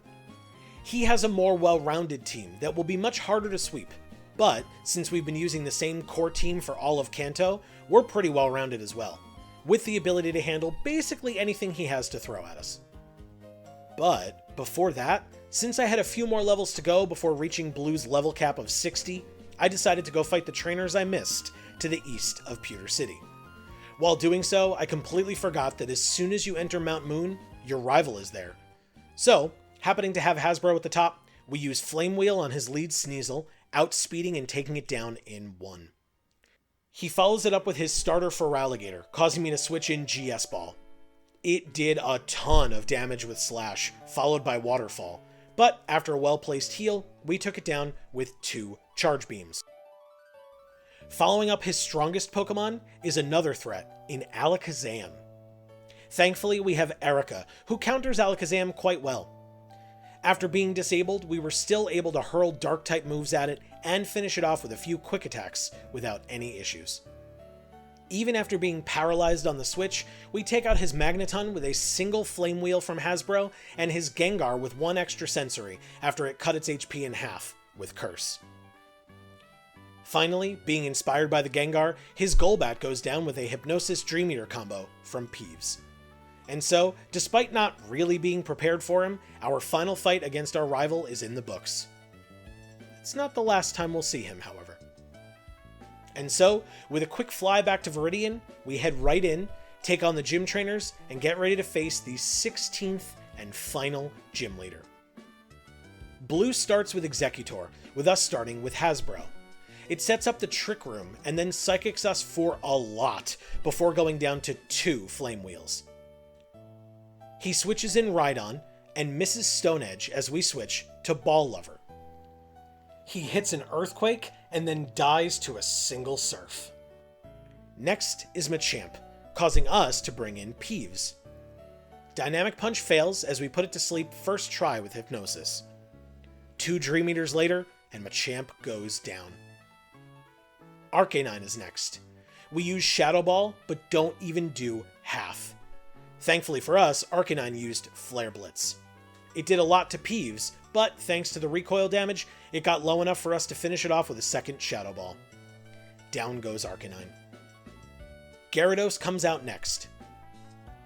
With Gyarados being 4 times weak to Electric, and his final remaining Pokemon after Gyarados being Pidgeot, we know we can rely on our MVP, our champion among champions, in GS Ball the Electrode to finish off the rest of his team. We take a Waterfall on the switch, leaving us with just over half health. We outspeed with Charge Beam, critting, and getting the special attack boost. As I mentioned, his final Pokemon is Pidgeot. The highest level Pokemon we've come across in the game so far, at level 60, and a higher level than our entire team. GS Ball stares down the final Pokemon standing between us and our 16th badge. Since we're at half health, I use a Hyper Potion to put us back to full. I know we have the boost from that last Charge Beam, and I was not too concerned about any of Pidgeot's moves. To prove me wrong, our hearts are broken, as Pidgeot gets a crit with Return, killing our best Pokemon in GS Ball. Our MVP and the savior of this run goes down to a Pidgeot. We had been sweeping all of these Kanto gyms, and all it did was lull us into a false sense of security. There was obviously nothing we could have done with GS Ball, since it killed us from full HP as well. To make matters worse, Pidgeot was still at full health. So, just like against Misty's Lapras earlier, we send out Erica for the defensiveness against this powerful Pokemon. We confuse it and fight through being confused ourselves to tank a few more returns and deal slight damage here and there as we can. After using a turn with Erica in to heal Peeves, we switch her in, risk dying to a crit Air Slash, and get off a Hypnosis. It stays asleep for long enough, and we kill it with a few more Dream Eaters. Now with GS Ball gone, our only remaining Pokemon from our original team in Peeves is the one who takes out the Pidgeot and is our first Pokemon to reach level 60 in the process. Because we've beaten Blue, we get the last HM in Rock Climb, teaching it to our Steelix. We then went around to as many places as we could, getting all of the late game items. Most notable among them is the Shiny Stone in the National Park. This means that finally we are able to evolve Scramble into its final form in Togekiss. Scramble as a Togetic had been so impactful in this run, but with it fully evolved, who knows what it could do. Now that we're done with all the gyms, we could go straight to fighting Red. However, we put a lot of time into this game. I grinded in between almost every stream to get one or more of our team to where they needed to be ready for big fights. I Voltorb flipped to such a degree that I spent over 50,000 coins among the TMs and the gift Porygon as our Celadon encounter, just in case. And we streamed more and longer than we ever have before, to make sure everyone enjoyed what they were seeing and felt like they got enough of a return on their time investment watching us, whether it was live alongside us or after the fact on the VODs. All of that being said, there was a fair bit more to do before Red, and so we get ready to reface the Elite Four. Now that we have all the Kanto badges, all 4 members of the league and the Champion Lance have full teams of 6 Pokemon and are leveled up appropriately to be a hell of a challenge. To train and get our last few encounters, we went to Mount Silver and Cerulean Cave. Now, I jumped through a bunch of mental hoops to decide on whether or not to get Lugia prior to my last trip to the Elite Four. This time, I was much less hesitant to say that I was going to use Repels and try to catch Mewtwo. We already know that at least Lance's team is more than a match for legendary psychic types in this run, and we just lost our Dragonite counter in GS Ball. Needless to say, I was very nervous about doing this for a second time. Thankfully, while exploring around, we came across both the Thunderbolt and Flamethrower TMs. I had gotten another 13,000 coins from Voltorb flipping, but didn't have time in between streams to get any more. Now that we have another Thunderbolt and Flamethrower, I will only need to buy another Ice Beam, and we'll be all set. Speaking of moves, we no longer have GS Ball with Flash, and so after struggling through Cerulean Cave without it, we finally make it to Mewtwo. Thankfully, looking at its moveset, the only damage-dealing move it has is Psycho Cut. Erica is immune to Psycho Cut. Therefore, it should be all we need in against this Mewtwo as we try to catch it. After some quick attacks and swapping in Ball Lover for some yawns, it took a ton of balls, but we caught it finally in a Dusk Ball. Looking at our new Mewtwo Saruman, it has a Jolly nature, which is very unfortunate because it is a minus special attack nature. Now, I only had to decide how I was going to split up the Flamethrower, Thunderbolt, and Ice Beam TMs between Flanders the Snorlax and Saruman the Mewtwo. I had trained up Flanders, and knowing that he was going to be a valuable member of our team, really leaned into EV training him. Knowing that I was going to be giving him a lot of special attacking moves, I wanted him to gain as many EVs as possible in special attack. So, since Muscle came to us holding that Macho Brace when I traded for him, I was able to give the Macho Brace to Flanders, doubling the EVs he gained while we trained. You can see how well that worked for us. I have never, in any Pokemon game, seen stats increase by double digits before. Here, we had an increase of +7, then 14, 14 again, and then 6. But, even with all those EVs invested in Flanders' special attack, he is still over 70 points below our new legend in Saruman. Still, we've learned our lesson, and so that we don't miss out on a much-needed move, we gave Flamethrower to Flanders, and Thunderbolt and Ice Beam to Saruman. Without further ado, we move on to the Elite Four. Will is first with his Bronzong. It gets taken out with one Earthquake. When he switches in Jinx, we get a chance to put in Peeves. Peeves is very fast and very strong, but switching it in means it could take a Psychic-type move from one of Will's team, which Peeves is weak to, and we could lose it to an errant crit. Thankfully, Jinx's only Psychic-type move is Dream Eater, which means it would have to put us to sleep first. So, we switch Peeves in, and, unsurprisingly, get put to sleep. We heal it off to dodge the Dream Eater, and get to work Shadow Balling everything in sight. They're Stab and Shadow Tag boosted. So, Jinx goes down in 1, then Grumpig, Gardevoir, Slowbro, and Xatu all get outsped and die in a single hit. Koga is next, and we have Ball Lover in to Earthquake the Skuntank. We're slower, so we take a Toxic, but we crit it, killing it in one hit. Toxicroak is next, and we follow a similar trend and switch out to Peeves. We get swaggered as we miss putting it to sleep. We succeed the second time though, and Dream Eater immediately, killing it in 1. Next is Venomoth. We don't sweep with Peeves this time, and send in Flanders to Flamethrower it. We finish it off, having to use multiple Flamethrowers and burning it twice, thanks to a full restore in between. Swalot comes out next, bringing Peeves back in. We get yawned, but switch out to prevent the sleep. Switching Peeves back in works, and Swalot takes its own nap. The Dream Eater doesn't even do half, so we have to do-si-do our Pokemon a bit after Pain Split on Saruman, and we decide to just kill it with a Psychic. Koga sends in his Crobat, but Saruman has been yawned and falls asleep. We use a full restore to heal off the damage from Pain Split and the sleep, and finish Crobat with a Psychic.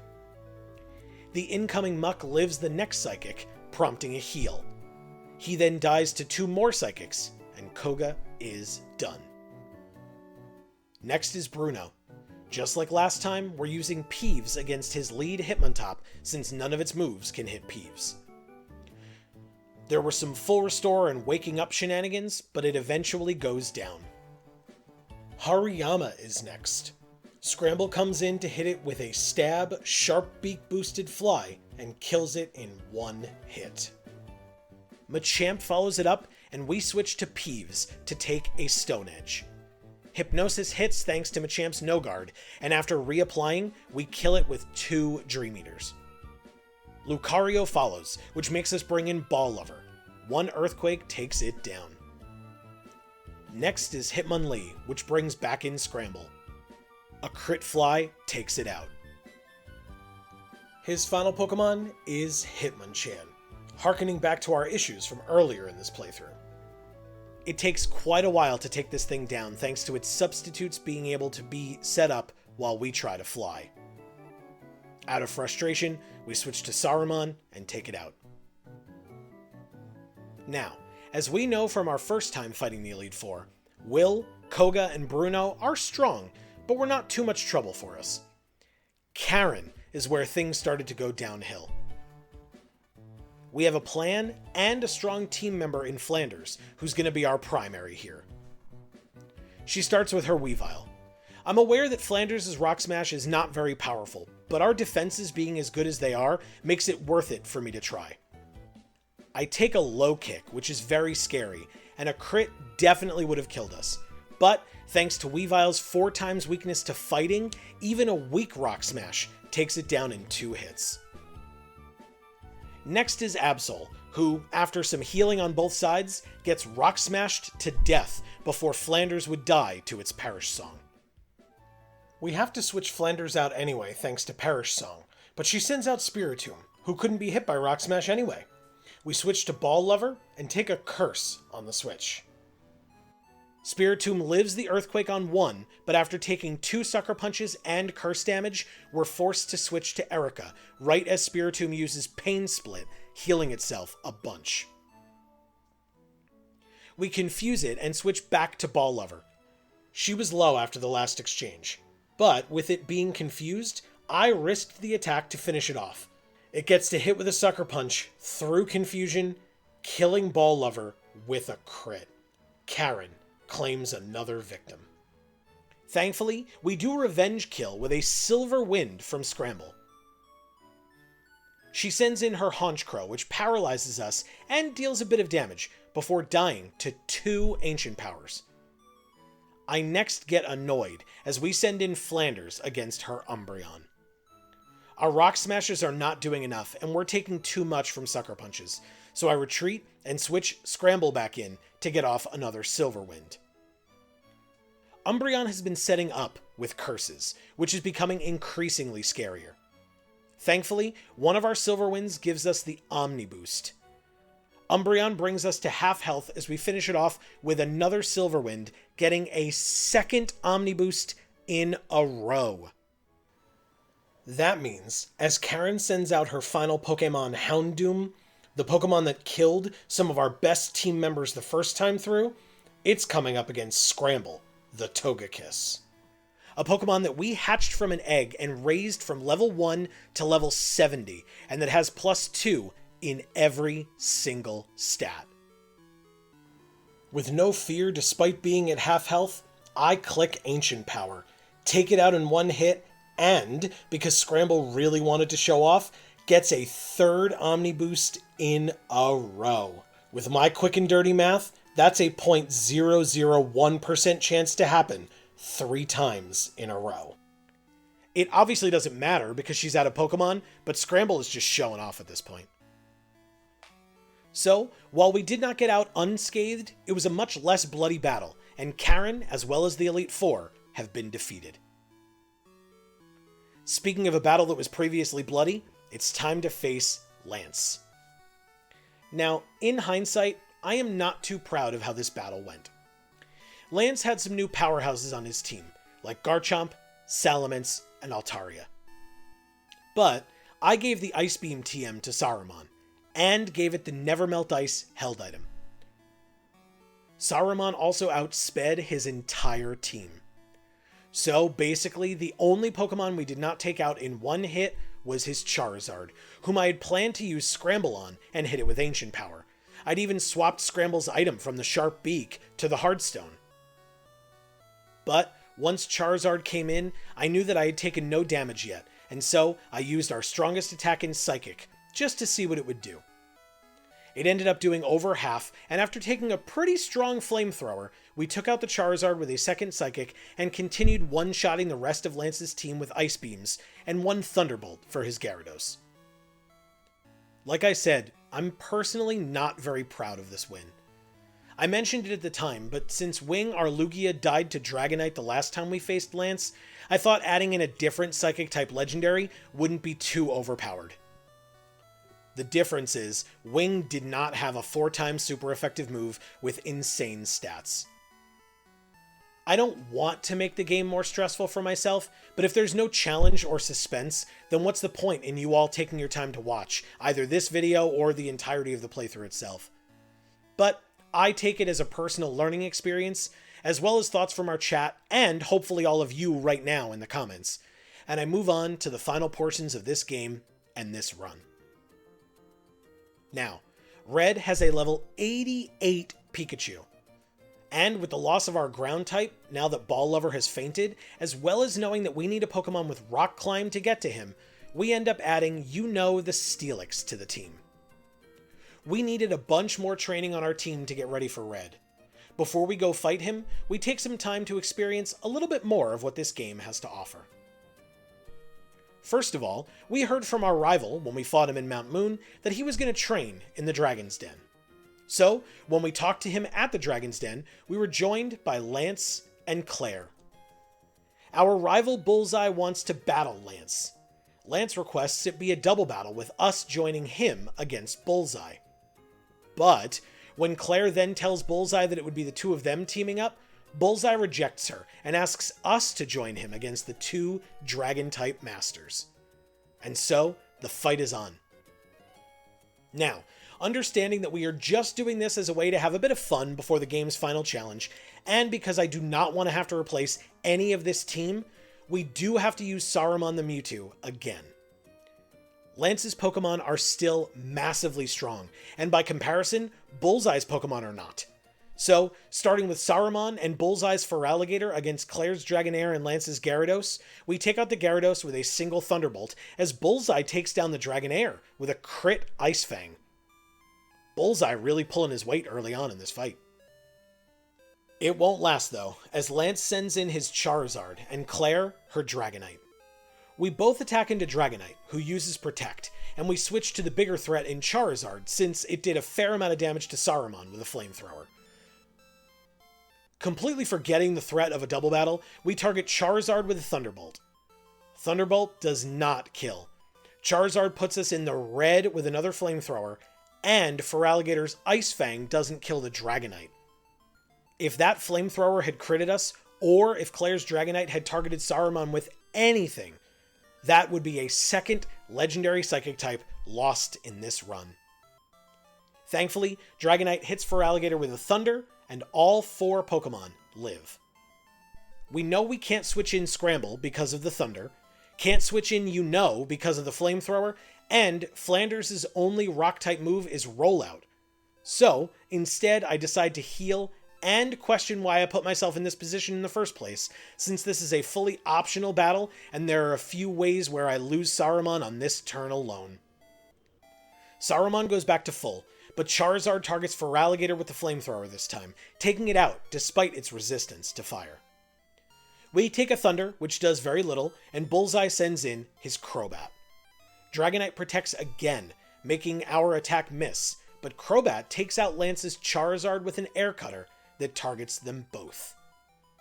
Lance's final Pokemon is his strongest in Dragonite. Thankfully, we outspeed with an Ice Beam and take it out in one hit. As for Claire's Dragonite, Crobat does a small amount, we wait through a Protect, and then we take it out with one Ice Beam of our own. Kingdra is the final Pokemon, and we take it out with a Psychic and Air Cutter combo. With one very scary close call there, the battle is done, and we survived. One more thing left to do before Red. I guess Game Freak figured that since there were 16 gym leaders in this game, And not wanting the Elite Four to have all the fun of adding new Pokemon from Gens 3 and 4 to their teams, they gave us a way to rebattle all 16 gym leaders. We actually end up battling about half. I'll try to keep this simple, but basically, if you're unfamiliar with these games, once you've battled all the gym leaders in SoulSilver, they leave their gyms and explore Kanto and Johto. So first, you have to know the day and time that the gym leader is going to be in a particular place. Then, when you go and talk to them there, they'll give you their phone number. Then, you have to call them at another specific day and time, and then, and only then, can you go to the Fighting Dojo in Saffron City and face them in a rematch. So, with only so many hours in the week, we were only able to battle 7 of them. First, we pick Chuck. We lead Peeves against his Medicham.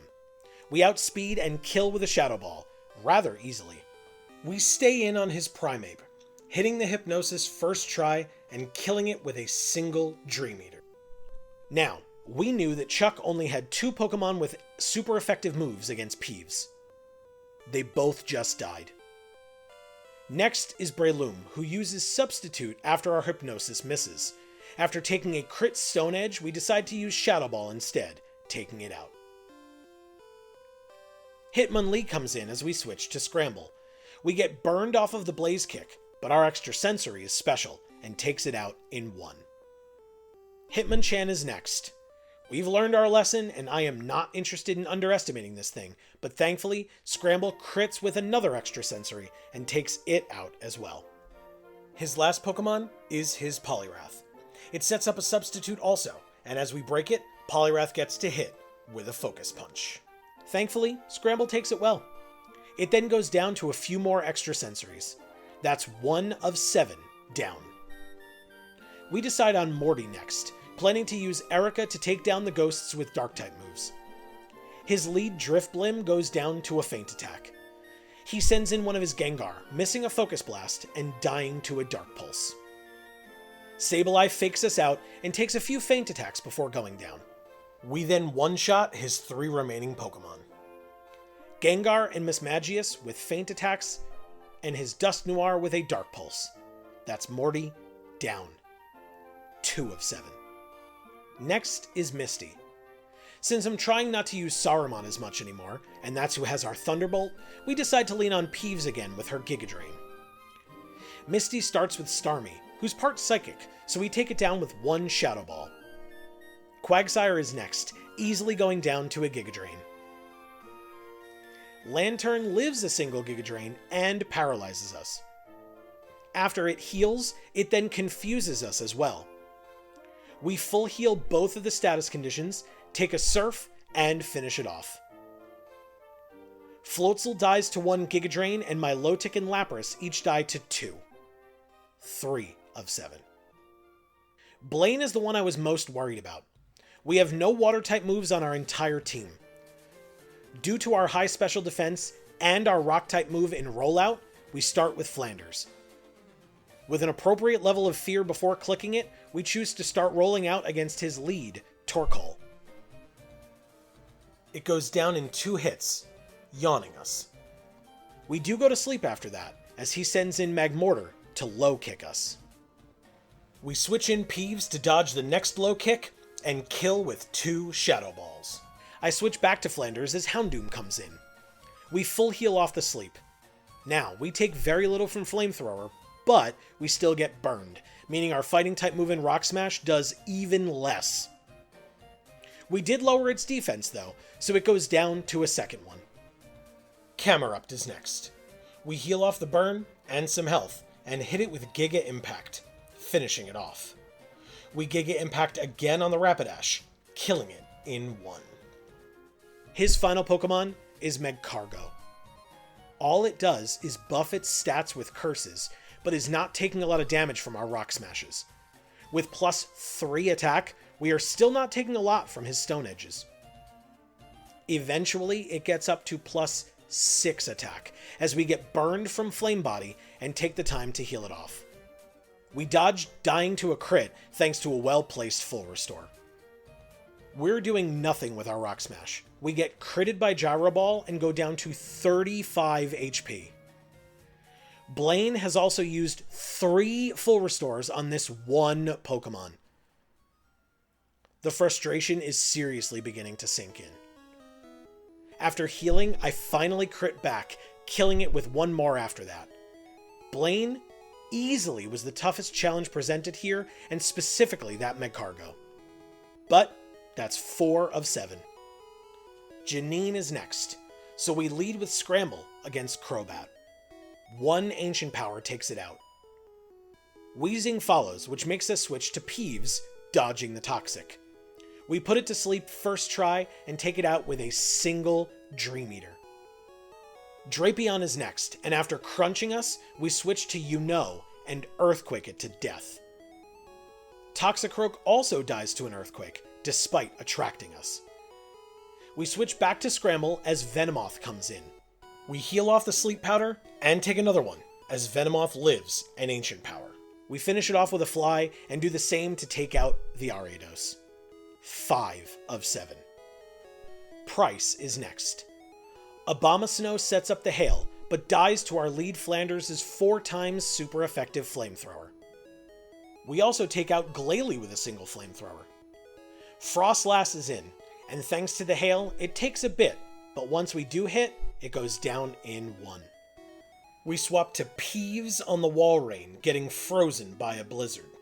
We full restore and get frozen again after Walrein lives with very low HP after our Giga Drain. We then both use a full restore, and we finish off the Walrein. Thanks to Peeves, we take down the Dugong with a crit Giga Drain. Mamoswine is his last.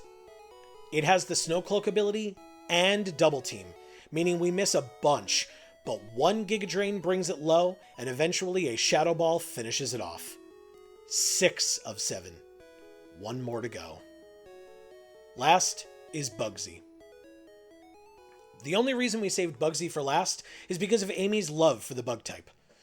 We start with Flanders, thanks to Flamethrower and Rollout against all of his bugs. He starts with Scizor, who does go down to a Flamethrower. Next is Heracross. It uses Close Combat, which was a little scary, but thankfully it lowers its defense and special defense and goes down to a single Flamethrower. We start rolling out against his Yanmega, taking it down in 2 hits. The 3rd turn of Rollout kills his Vespiquen. Shedinja dies to the 4th turn of Rollout, and his final Pokemon Pinsir dies to our final turn. Just as we planned it. And with that, 7 of 7 gym leaders have gone down. And so, it's time. The final challenge of the game. Red's first Pokemon is also his strongest Pokemon, in Pikachu. We start with who fully walls it. The highest level Pokemon in the entire game dies to a single Earthquake. He sends out Blastoise next, making us send in Peeves. We dodge the Focus Blast and crit, killing with a Giga Drain. Now, the Pokemon I was most worried about of Red's was his Snorlax. I assumed he would send it in here against Peeves. Instead, he sends in his Lapras. I was planning on using Peeves against Lapras thanks to our Giga Drain, but we learn once again to respect Lapras, as it doesn't even do half. We then take over half on a Blizzard and get frozen. We switch to Erica to be able to take a good number of hits. This battle of Lapras versus Erica took forever. These 2 tanky Pokemon, along with full restores on both sides, means that with Hail, Confuse Rays, etc., it takes a bit, but the Lapras does finally go down. Since that was such a roadblock, the game decides to keep the pressure on, and Red immediately sends in his Snorlax.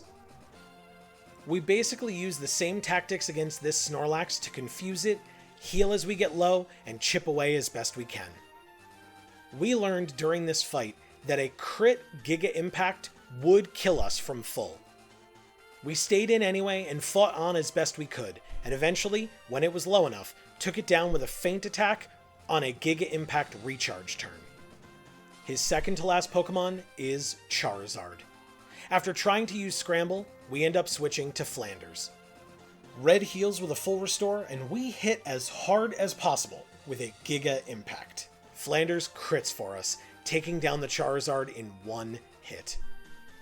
Red's sixth and final Pokemon is Venusaur. I was planning on using Flanders on Venusaur anyway. We put it to sleep a few times and take a few Sludge Bombs, but after bringing it low with the Flamethrower, we tank the most powerful Grass-type move in Frenzy Plant and finish off Venusaur, Red, and this Nuzlocke with a Giga Impact. I mentioned it at the time, but we beat Red deathless without using Saruman at all.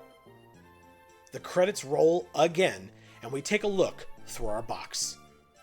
There were many Pokemon that we caught in this run.